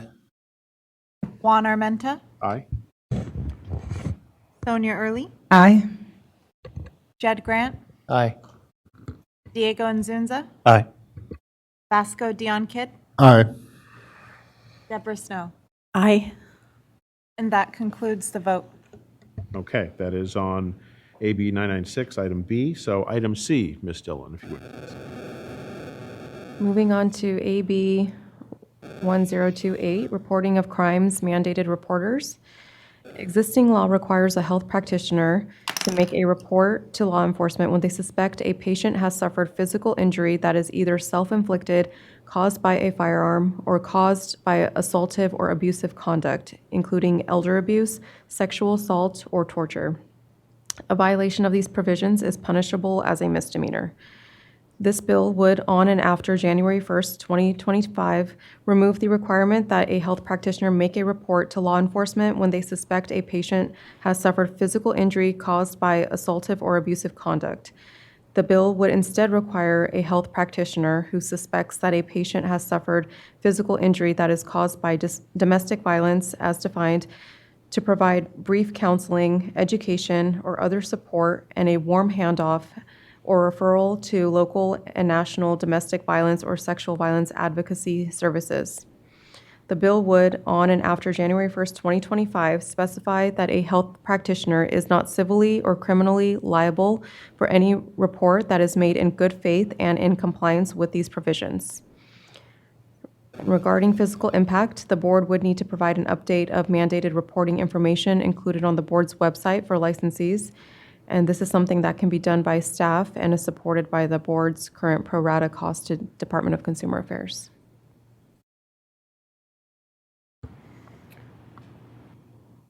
Mr. President, can I make a comment? I'm very concerned about this. As someone who worked in the ER for 20 years, having the protection of the penal code, I remember it's 11166 that says I'm a mandated reporter, I have to report this, and handing it off to law enforcement was a great comfort, right? I know, what law enforcement chose to do with the patient in that situation is between the patient and law enforcement. Sometimes law enforcement would walk in the room and the patient would say, nothing happened, I don't want to talk about it, and they can do that, and law enforcement would leave. But it was nice because there's only one number to call. You call law enforcement, they come and they determine if there's a crime and they figure it out. This removes that protection, right? So now I'm responsible for finding someone who can talk to this person and what's going to happen and finding them a safe place to stay, when right now that all falls squarely on law enforcement. I can move on and see other patients. So additionally, I've never been afraid of a civil or criminal liability for trying to make sure that a patient is safe. And I think, law enforcement has its problem, but I think that generally they're trustworthy. And, when we call them and say, I have a victim of, some sort of violent crime, they respond and determine, what needs to be done to take care of the victim. So I personally would suggest or would move that we oppose this because it removes some of those protections for the healthcare provider and adds an additional burden on the healthcare provider. That's just my feeling, as someone who's used these provisions of law many times to help patients. So, go ahead, please. Sorry, Ms. Snow, I go was ahead. just curious what the thinking was behind the proposal of the bill. That is a great I question. don't know if you have that, but. Yeah, I think the concern is possibly removing the criminal or civil liability there for, Well, the other piece is that it removes law enforcement from the picture. Right now, it's a crime for a mandated reporter not to report it to law enforcement, right? And there's an important public safety piece of that, right? If someone's going around shooting people or whatever, we need to tell the law enforcement about it. This takes law enforcement out of the picture for those specified crimes. So no longer could I call the police and say, hey, this person's spouse, assaulted them. That it just removes law enforcement from that piece of the picture. What I'm curious about is why did the legislature, what was their reasons for coming up with this? Because my husband used to work for juvenile hall, so he was a mandated reporter. So I'm used to the idea of mandating reporting. So I don't know if you have any knowledge of why they proposed this bill. There was a similar bill, I think that was brought up last year as well. And it seems like this is consistent with that one. And I don't believe that one was passed. But as far as the intent of this bill, I can look into that and I can get back to you. I do have something that addresses that. So according to the author, this is the comments on the legislative website.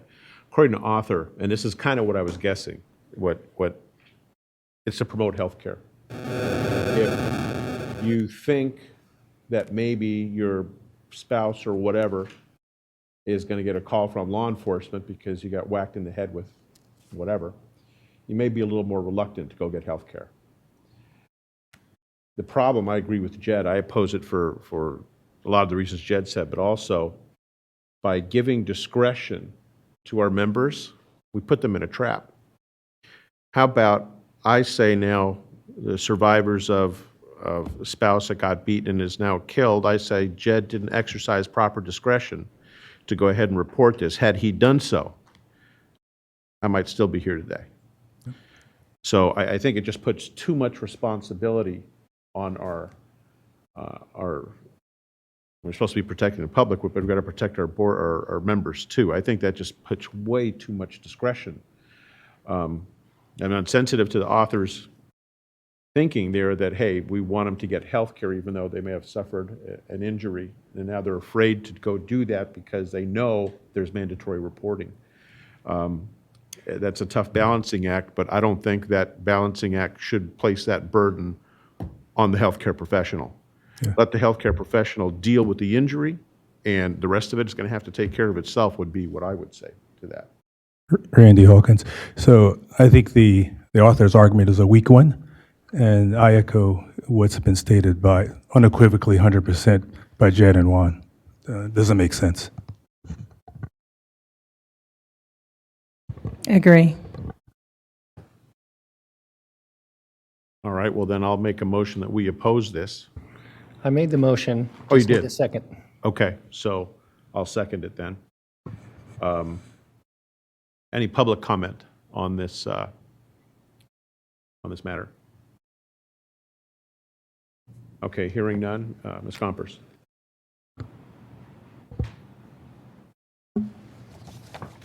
Charles Alexander, Aye. Juan Armenta, Aye. Sonia Early, Aye. Jed Grant, Aye. Diego Nzunza, Aye. Vasco Dion Kidd, Aye. Deborah Snow. Aye. And that concludes the vote. All right, thank you.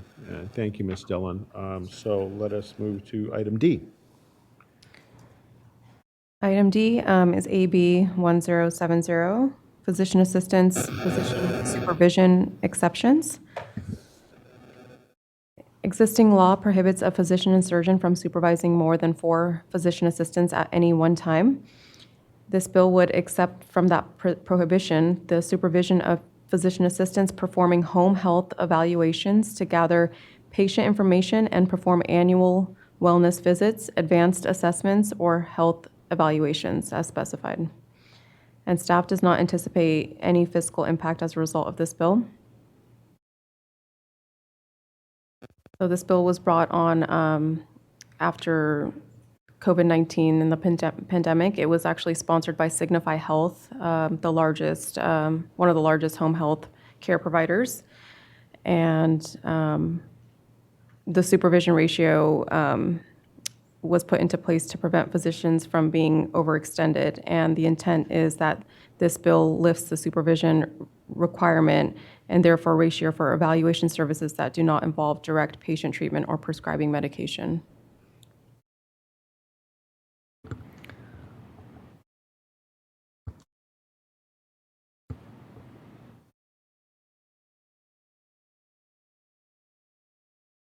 I don't see any problem with this personally.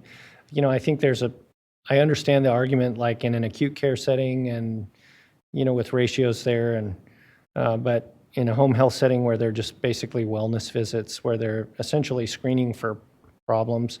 I do know that there are some home health things where they adjust medications, or they may change medications in an effort to keep patients out of the emergency department, that sort of thing. I haven't read the text of the bill, but I would be concerned that if it excludes that capability, then you might be unintentionally limiting the capabilities of the PAs that are doing home health visits, which kind of defeats the purpose of the home health visit to try and keep people out of the ER. As long as they can adjust medications and do the typical things that a PA would do at a home health visit, then I think that's fine. But if it's only for wellness checks and that sort of stuff, So here's what the text says in respect to that, Jed. It says and Michael, make sure I'm reading this correctly if you would. So paragraph 1, which means the for-physician supervision, does not apply if the PA is doing any of the following while performing home health evaluation: gathering patient information, that's okay. And then the substance would be performing an annual wellness visit, advanced assessment, I'm not sure what that means, health evaluation, including diagnostic screenings, if it does not involve direct patient treatment or prescribing medication. That hits your point. Okay. So if they're prescribing medication or direct treatment, they still fall within the 4.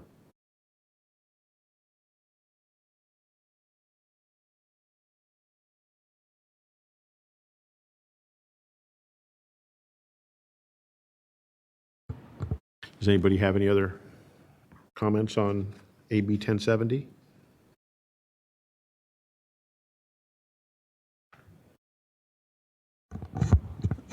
Hawkins, I don't have any issues with this. Thank you, Dr. Hawkins. Well, then I would move that we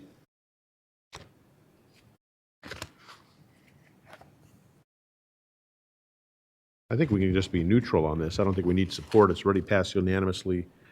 It looks like it's on track to be passed, so I think we can be neutral. So for neutral, do we need to make a vote? We could make a motion to take a neutral position, but that's not really required in the sense that if we don't take any other position, that's basically our position. Well, So I don't think we need to have a motion on that, but Okay. it's up to the board. Is everybody satisfied with just leaving it alone? Okay, very good. All right, Ms. Dillon, I guess E 1707. AB 1707, Health Professionals and Facilities, Adverse Actions Based on Another State's Law. So existing law prohibits the Medical Board of California, the Osteopathic Medical Board of California, the Board of Registered Nursing, and the Physician Assistant Board from denying an application for licensure or suspending, revoking, or otherwise imposing discipline upon a licensee because the person was disciplined in another state in which they are licensed solely for performing an abortion in that state, or because the person was convicted in another state for an offense related solely to performing an abortion in that state. This bill would prohibit a healing arts board under the Department of Consumer Affairs from denying an application for a license or imposing discipline upon a licensee on the basis of a civil judgment, criminal conviction, or disciplinary action in another state that is based on the application of another state's law that interferes with a person's right to receive sensitive services that would be lawful in this state. The bill would similarly prohibit a health facility from denying staff privileges to removing medical staff or restricting the staff privileges of a licensed health professional on the basis of such a civil judgment, criminal conviction, or disciplinary action imposed by another state. And staff does not anticipate any fiscal impact as a result of this bill.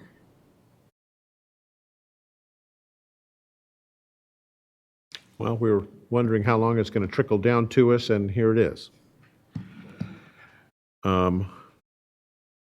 Okay, well, my personal belief on this is that we should support this. We should not be imposing any type of discipline or retribution on any healthcare professional that that is doing something that is legal in our state.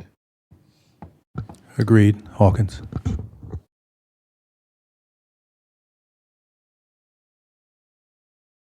Any other comments? Well, I'm going to move that we support this bill. Any second? Or, I'll sorry, second. yeah, any second? I'll second. Okay. Any public comment? All right, having heard none, Ms. Gompers, would you please call the vote? Charles Alexander, Aye. Juan Armenta, Aye. Sonia Early, Aye. Judd Grant, Aye. Diego Inzunza, Aye. Vasco Dion Kidd, Aye. Deborah Snow. Aye. And that concludes the vote. Thank you. So it looks like SB 345 is much as the same, isn't it?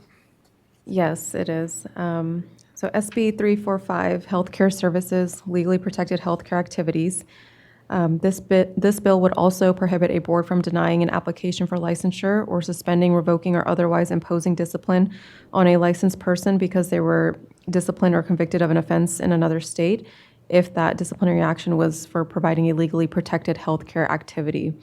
This bill would further provide that the performance, recommendation, or provision of a legally protected healthcare activity by a healthcare practitioner acting within their scope of practice for a patient who resides in a state in which the performance, recommendation, or provision of that legally protected healthcare activity is illegal does not by itself constitute professional misconduct upon which discipline or other penalty may be taken.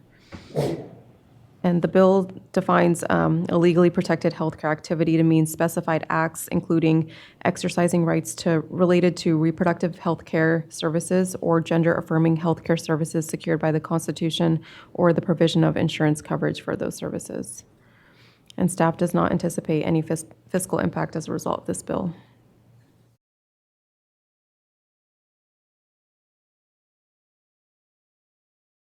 Any comments? It seems to me the reasoning is pretty similar to the prior Assembly bill. This is just a Senate counterpart. I'll make a motion to support. I'll second. Very good. Thank you. Any public comment?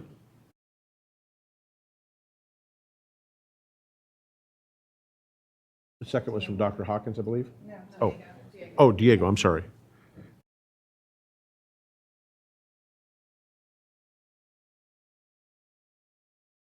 So hearing no public comment, Ms. Gompers, if you'd call the vote, please.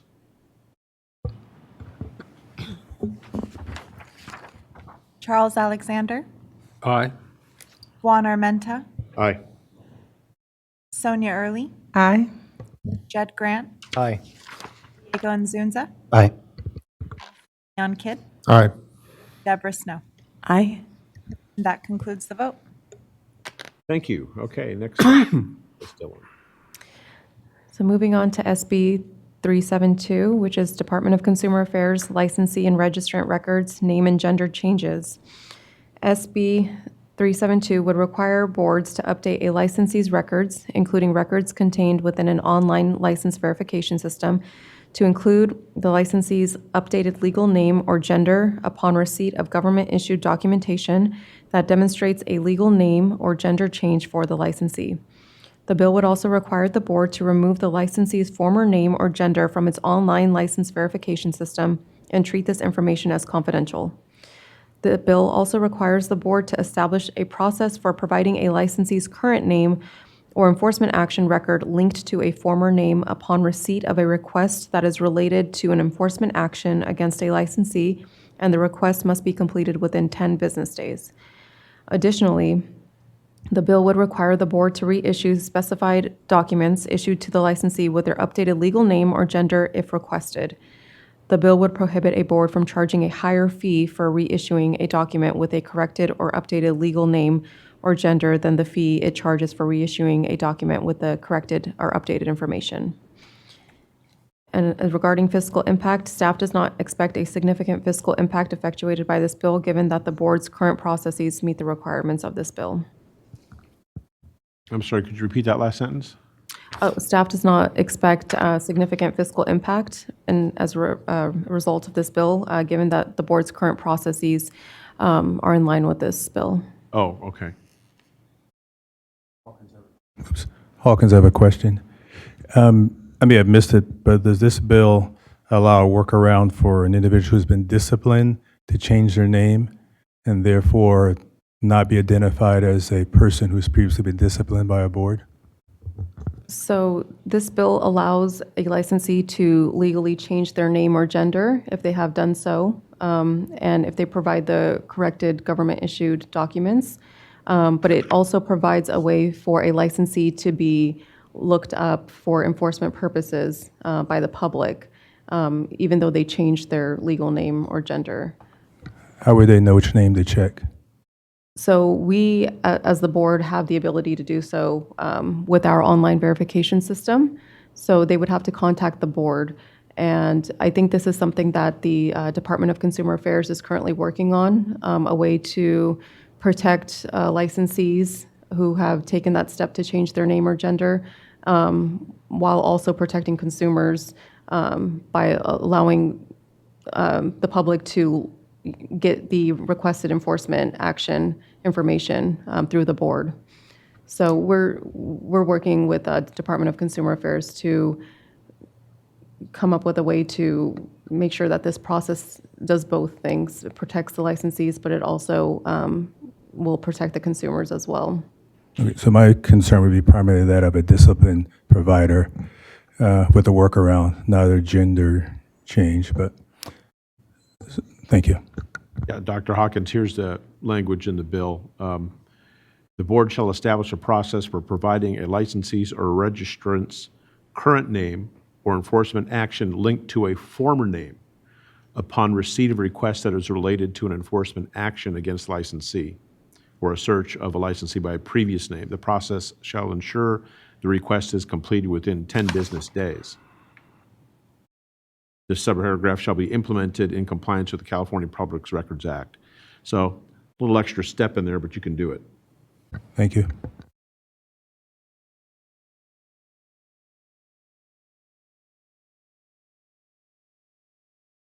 Yeah, my only concern was this is what Dr. Hawkins said, and I looked up the bill, and it's there.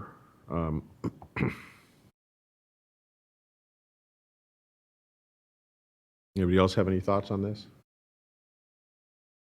Well, it definitely adds to what we need to think about in terms of, I just thought initially when you read that, just gender reassignment or something like that, but that holds a whole different thing that we need to think about, so interesting. For public looking up the name on the website, would they have, how would you know if the person you're looking up is, I don't know how to word it, a previous name? So- Would they have some way? So to currently, if they have changed their name and then they search them by their new name, underneath it, it says their previous name. It's already stated there. Okay, So. thank you. Michael Kanotes, legal counsel. I will add that a lot of boards are looking at this bill, and I know there has been some discussion in terms of whether or not that is actually going to be the case in terms of enforcement records being available online. And I think that's some of the issues that the board can look at and other boards are addressing as well. You know, Hawkins again, one of the criticisms of the medical board, particularly consumers, is that, well, you indicate there's some discipline, but it's a long drawn out process that we can't understand. And so the question is, even though it's there, as this person has been disciplined, they may not understand it. Just a comment. The consumer may not understand it. I mean, from a website perspective, right, it should be simple enough. I don't know if this crosses the line of confidentiality, right? That's the problem, but it should be simple enough to say, click here to see if they had a former name. And the website should be able to say, okay, yeah, you may want to submit a Public Records Act request or whatever this is going to look like to get to it. I mean, that's the simple technical workaround, but I don't know if they'll do that. So maybe we should watch this, you think? Because I think it's important that that capability is something we understand before we take a position on this particular bill.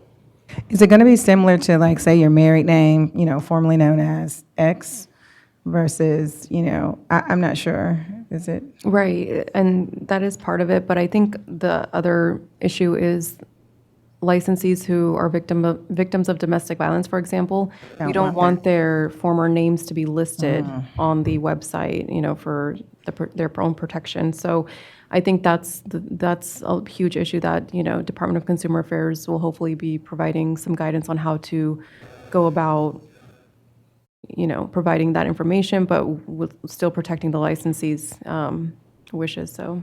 That makes sense. That's why you have a 10-day period in which to comply, and it's shall be implemented in compliance with the Public Records Act. So now you're filling out a form under the Public Records Act, basically, or sending an email Right. under the Public Records Act to us, for instance, saying, hey, is there prior information here? Yes. And then we have the discretion, I think, under the Public Records Act, do we not, to say, no, that's protected. We can even do that if we're concerned about that instance of domestic violence or something like that. Hawkins again. I'm sorry. Juan. Yeah, please. So it sounds like DCA and other boards might make a deeper dive in this. That example I just forgotten about, I had a medical student who was a victim of stalking from her prior husband. She changed her name. And so if council or if you want to make any further comments about what's being looked at, sort of looking at this more closely. Any other additional comments on what you've already said, council and I know the department is looking at this bill, and I can't express any position, but these issues, because there's a requirement that enforcement documents be placed on the internet. How does, in terms of public protection, how do members of the public find out about discipline and other matters from when the when the licensee had a different name? Well, so currently, the AKA system that is currently in the Breeze lookup, I think one way to read this bill is you can't do that because you can't find out what the name is. So I think the board would want to look at whether that ensures public protection. That's the primary purpose of the board, and what the board really wants to express when it's looking at and taking positions on legislation is how does this affect public protection? Does this protect the public adequately, or does it not? I know at the medical school level, if you want to go into a certain student's file, and if it's been sealed, it will say you need higher authorization and clearance. So I'm not sure if this would apply. So getting to the prior name requires it be related to an enforcement action. Yeah, I think my concern with this is, from a public protection standpoint, anybody can go put my name and license number into the system and find out if I have any actions, right? So your healthcare provider has had a prior issue or not. If somebody gets in trouble for whatever enforcement reason and they change their name, the public isn't going to have a way to know that. And they could have had something really serious happen, and the public would not know. So I think that's my concern with this. Another way to change this, though, would be to redact the names entirely and just have people search by license number and say, okay, this license number has been disciplined or not. If you want more information, then fill out that form, which is an additional barrier to the public knowing. But license numbers themselves are gender neutral and name neutral and everything else. Doesn't that capability already exist on the website, though? It does. But when you get the hit on the license, you get everything, including an address and everything else. No matter what names they may have used. Right. And so I think what this is getting at is if someone had protected information that they didn't want the general public to have access to, for example, a prior name or whatever, that they can have that sealed, which I could understand why in some of the examples that people have brought up here, but there needs to be a way for the general public to know that this license number had discipline, and to get more information about it. Otherwise, I think it's not a good idea, right? We want the public to know what's been happening with our healthcare provider in the past. So that's just my thoughts.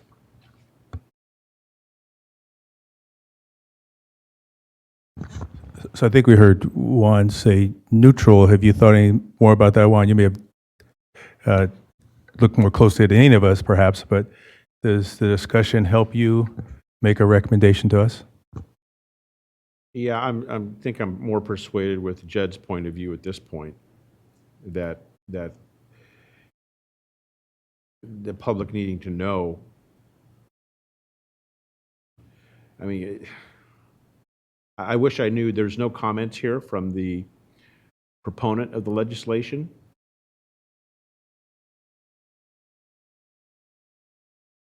And just because it puts in legal name or gender change, it seems more a bill concerned about those that type of thing than protection of the public, and not much thought is given to this. So this applies to every DCA agency, right?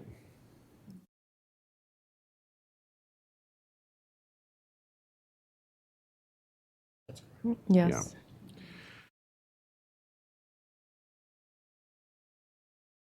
I'm not sure if there's a happy medium where they can give that information, because we should be able to go into the system and check and see if somebody's had any discipline or anything like that. But also, maybe they can say no discipline, and then any additional information, you have to fill out a form or something like that. But I'm not sure who controls that, but I think that would be a happy medium.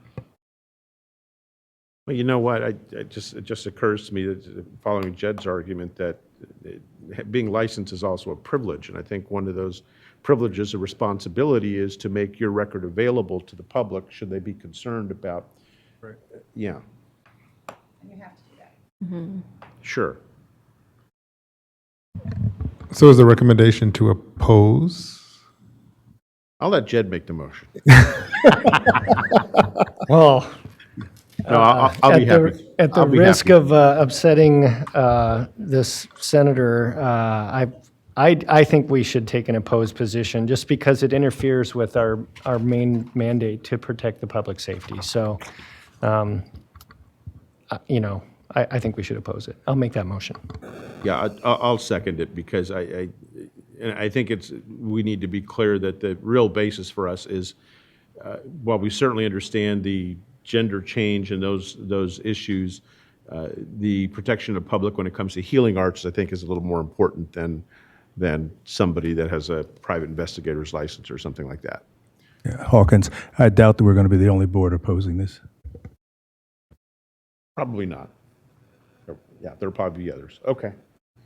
Any public comment?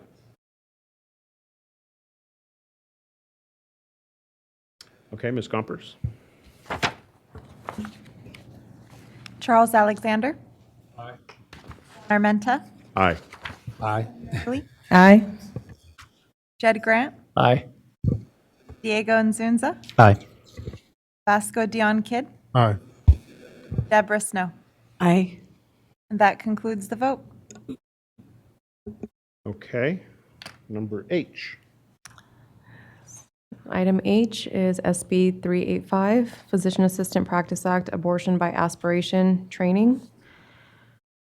This bill specifies that the required training necessary for a PA to receive authority from their supervising physician and surgeon to perform abortion by aspiration techniques must include a clinical and didactic component and be provided by either a PAB-approved training program, training to perform medical services that augment the PA's current areas of competency, a course offered by a state or national healthcare professional or accreditation organization, training based on the competency-based training protocols established by the Health Workforce Pilot Project through the Office of Statewide Health Planning and Development, or training and evaluation of clinical competency performed at a clinic or hospital on performing abortion by aspiration techniques that is provided by a physician and surgeon, nurse practitioner, certified nurse midwife, or physician assistant authorized to perform abortion by aspiration techniques. This bill also clarifies that a PA who completes requisite training and achieves clinical competency is authorized to perform abortions by aspiration techniques without the personal presence of a supervising physician and surgeon unless specified by their practice agreement, and that the procedure must be practiced consistent with applicable standards of care within the PA's clinical and professional education and training and pursuant to their practice agreement. This bill specifies that nothing in these provisions is to be interpreted as authorizing a PA to perform abortion by aspiration techniques after the first trimester of pregnancy. And staff does not anticipate any fiscal impact as a result of this bill.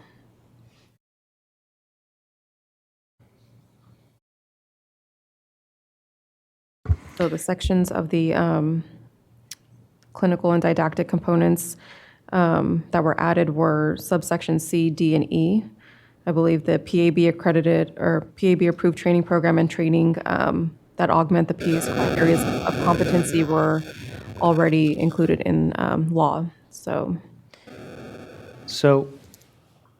I'm not making a motion, but in principle, I'm opposed to this because it's completely backwards from everything we just did with XP 697.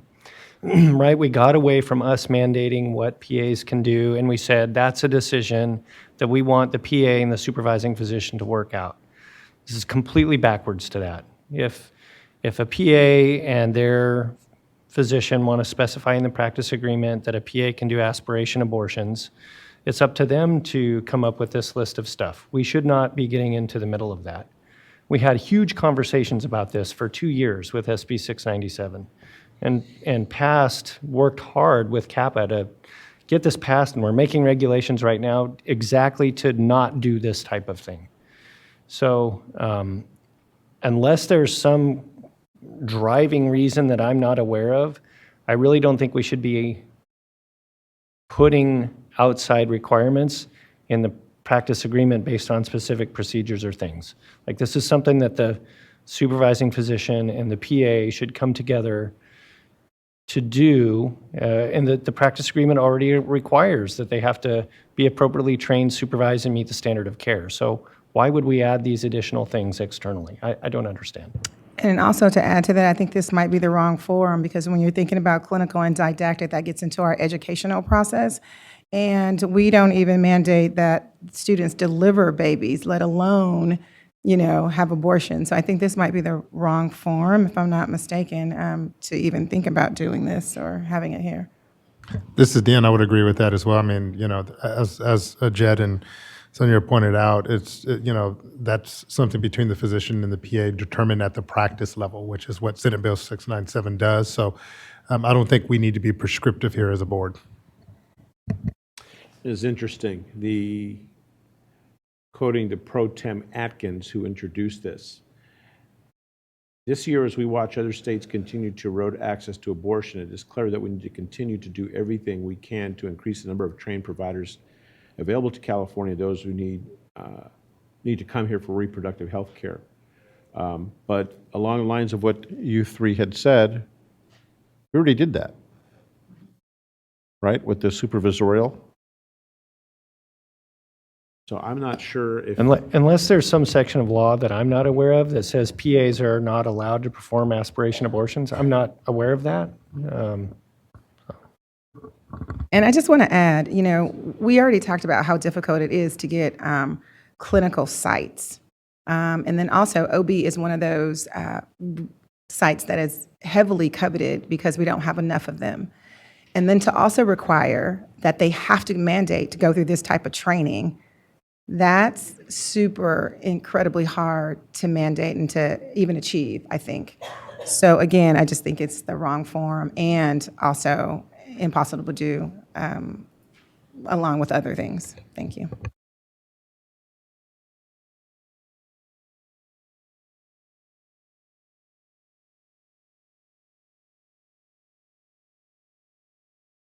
Any other comments?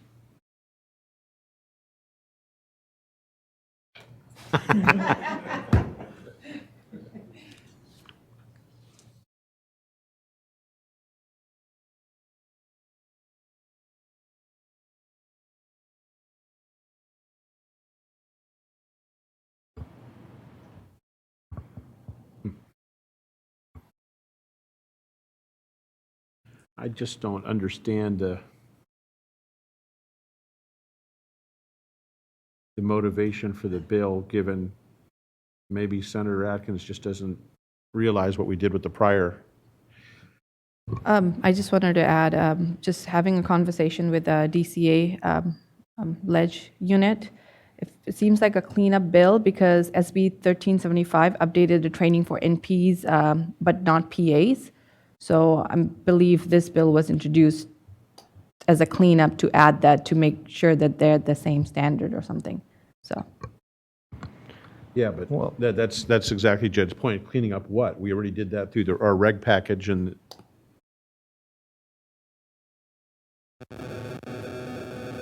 All right, well, do we have a motion on that? I'll make a motion to oppose. I'll second. Okay, any public comment?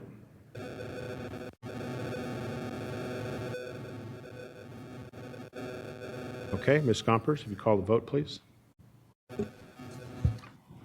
Charles Alexander, Aye. Juan Armenta, Aye. sorry, Sorry. Sonia Early, Aye. Jed Grant, Aye. Diego Nzunza, Aye. Vasco Dion Kidd, Aye. Deborah Snow. Aye. It's the vote. Thank you. Number I. So item I is SB 544, the Bagley-Keene Open Meeting Act teleconferencing. And this bill would require a state body to provide a means by which the public may remotely hear audio of the meeting, remotely observe the meeting, or attend the meeting by providing on the posted agenda a teleconference telephone number, an internet website, or other online platform, and a physical address for at least one site, including, if available, access equivalent to the access for a member or of the state body participating remotely. And this bill would essentially implement a procedure for receiving and swiftly resolving requests for reasonable modification or accommodation from individuals with disabilities. And this bill was brought to codify the governor's executive order allowing state boards and commissions the opportunity to continue holding virtual meetings without being required to list the private addresses of each remote member or providing public access to private locations. This bill promotes equity and public participation by removing barriers to Californians that experience challenges attending physical meetings. Hawkins, I have a question. I'm sorry, go ahead. No, you're fine. Go ahead. So is the main thing this accomplishes is the requirement that the board provide a site for individuals to be able to go to view if they don't have access, say, at their home or some other place? Is that the main difference? Yes, that's my understanding. And we would have to have a single staff member available at that site. Fiscal? Staff does not anticipate any fiscal impact as a result. Well, let me ask you, how can that be? If we're doing our meetings remotely, how can it not have a fiscal impact? Well, we would just allocate one staff member to be available if it is requested that accommodations must be provided.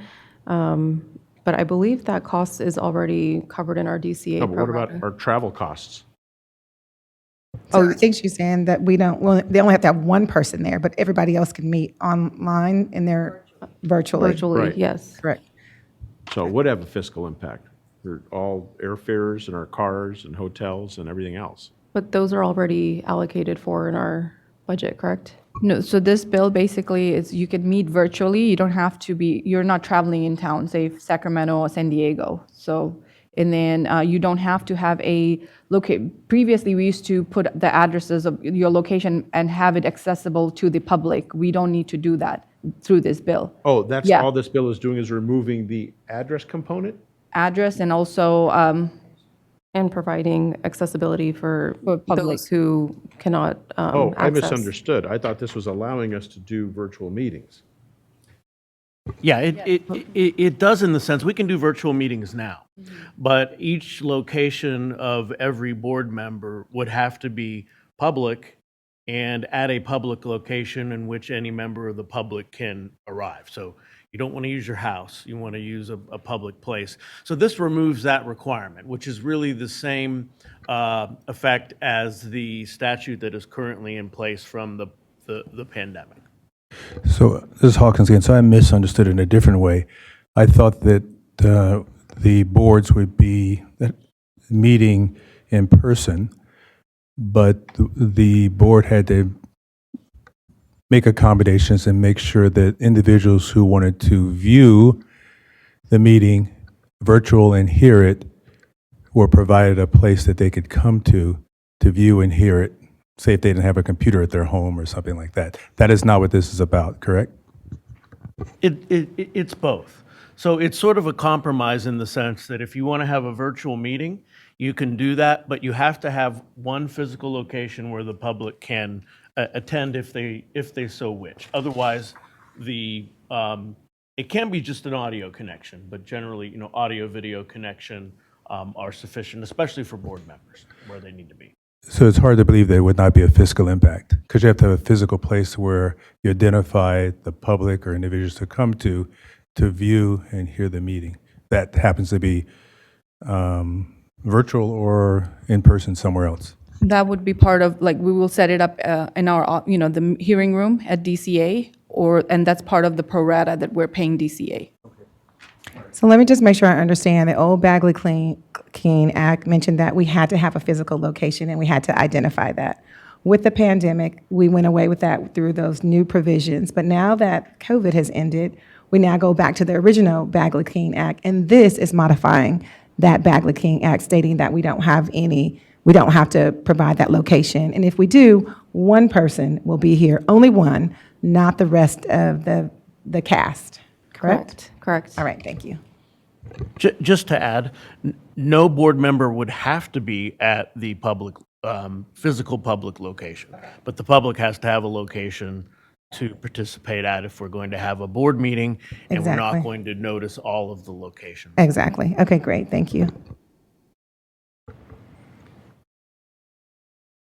Let me also just comment that the way fiscal analyses are done in state government is they're really looking at impact on the program itself.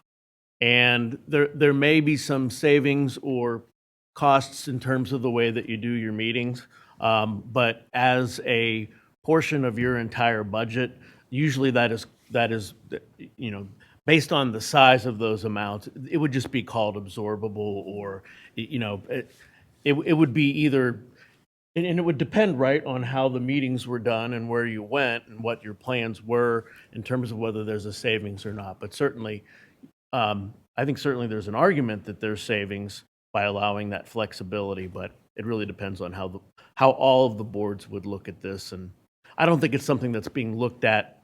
Well, let me stop there, and I'll let you continue to discuss the bill. Okay, well, I think I'm still confused because July 1st, 2023, we sunset the authorization to do teleconferencing, right? No, we've always had that ability.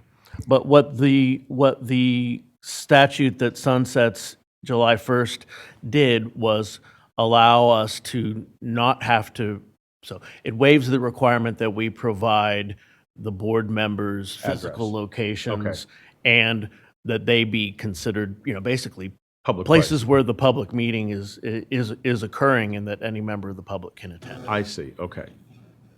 So even after, then that's what confused me from earlier discussion, that we will still have the ability to do virtual meetings after July 1st, 2023? As we always have. Okay. As we always have. But the more board members you get, the more difficult at times a traditional teleconference can be. Right. In addition, if one of the, let's say we have 9 teleconference locations, if one of those teleconference locations is not available, we have to cancel the meeting. This fixes that. Correct. Because of old, before COVID, we didn't have Zoom. And so we did traditional teleconferencing.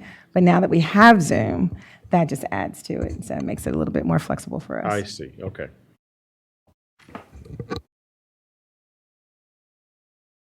Any comments, further comments? I'll make a motion to support this bill. I'll second. Very good. Any public comment on the motion? Ms. Gompers? Charles Alexander, Aye. Juan Armenta, Aye. Sonia Early, Aye. Jed Grant, Aye. Diego Inzunza, Aye. Vasco Dion Kidd, Aye. Deborah Snow. Aye. And that concludes the vote. Great, thank you. All right, Ms. Dillon, your last one, SB 802. So item J is SB 802, licensing boards, disqualifications from licensure, criminal conviction. Existing law authorizes the board to deny a license on the grounds that the applicant or licensee has been subject to formal discipline. Existing law also authorizes the board to deny a license on the grounds that the applicant was convicted of a crime substantially related to the qualifications, functions, or duties of the business or profession for which the application is made. Existing law requires a board to notify the applicant in writing if a board decides to deny an application for licensure based solely or in part on the applicant's conviction history. In addition to the existing requirement to notify an applicant in writing when the decision to deny an applicant for licensure is made, SB 802 would require that such written notification be carried out within 30 days of that decision. And staff does not anticipate any fiscal impact as a result of this bill. Hawkins, what's new about this? It's just the requirement that the notification be made within 30 days.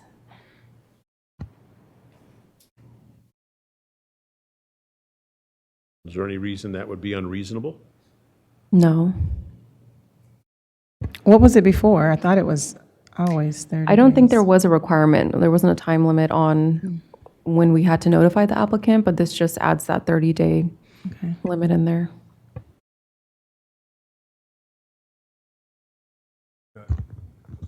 I'm just thinking, Hawkins, again, that say there's a vote to deny a license that occurs when panels meet, say at the medical board.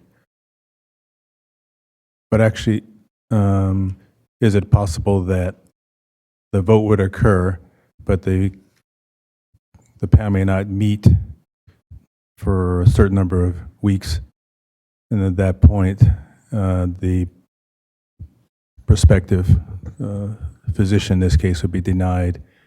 I just wonder does it actually really occur? I was trying to think of an example where it might occur, because there's a high priority to notify a physician in this case that they have been denied a license to practice medicine. So the application, when an applicant is denied, that's not brought in front of the board. That is done, through the licensing process. Thank you.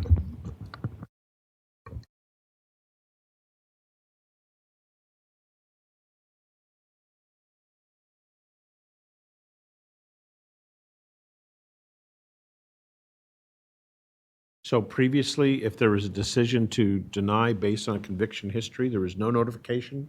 No, we would notify them. So and again, there was no timeline set, but we've always notified them immediately and that they did have a right for a hearing. So if they request a hearing, that's when a statement of issues is drafted by the Attorney General's office, and that's when we take it forward.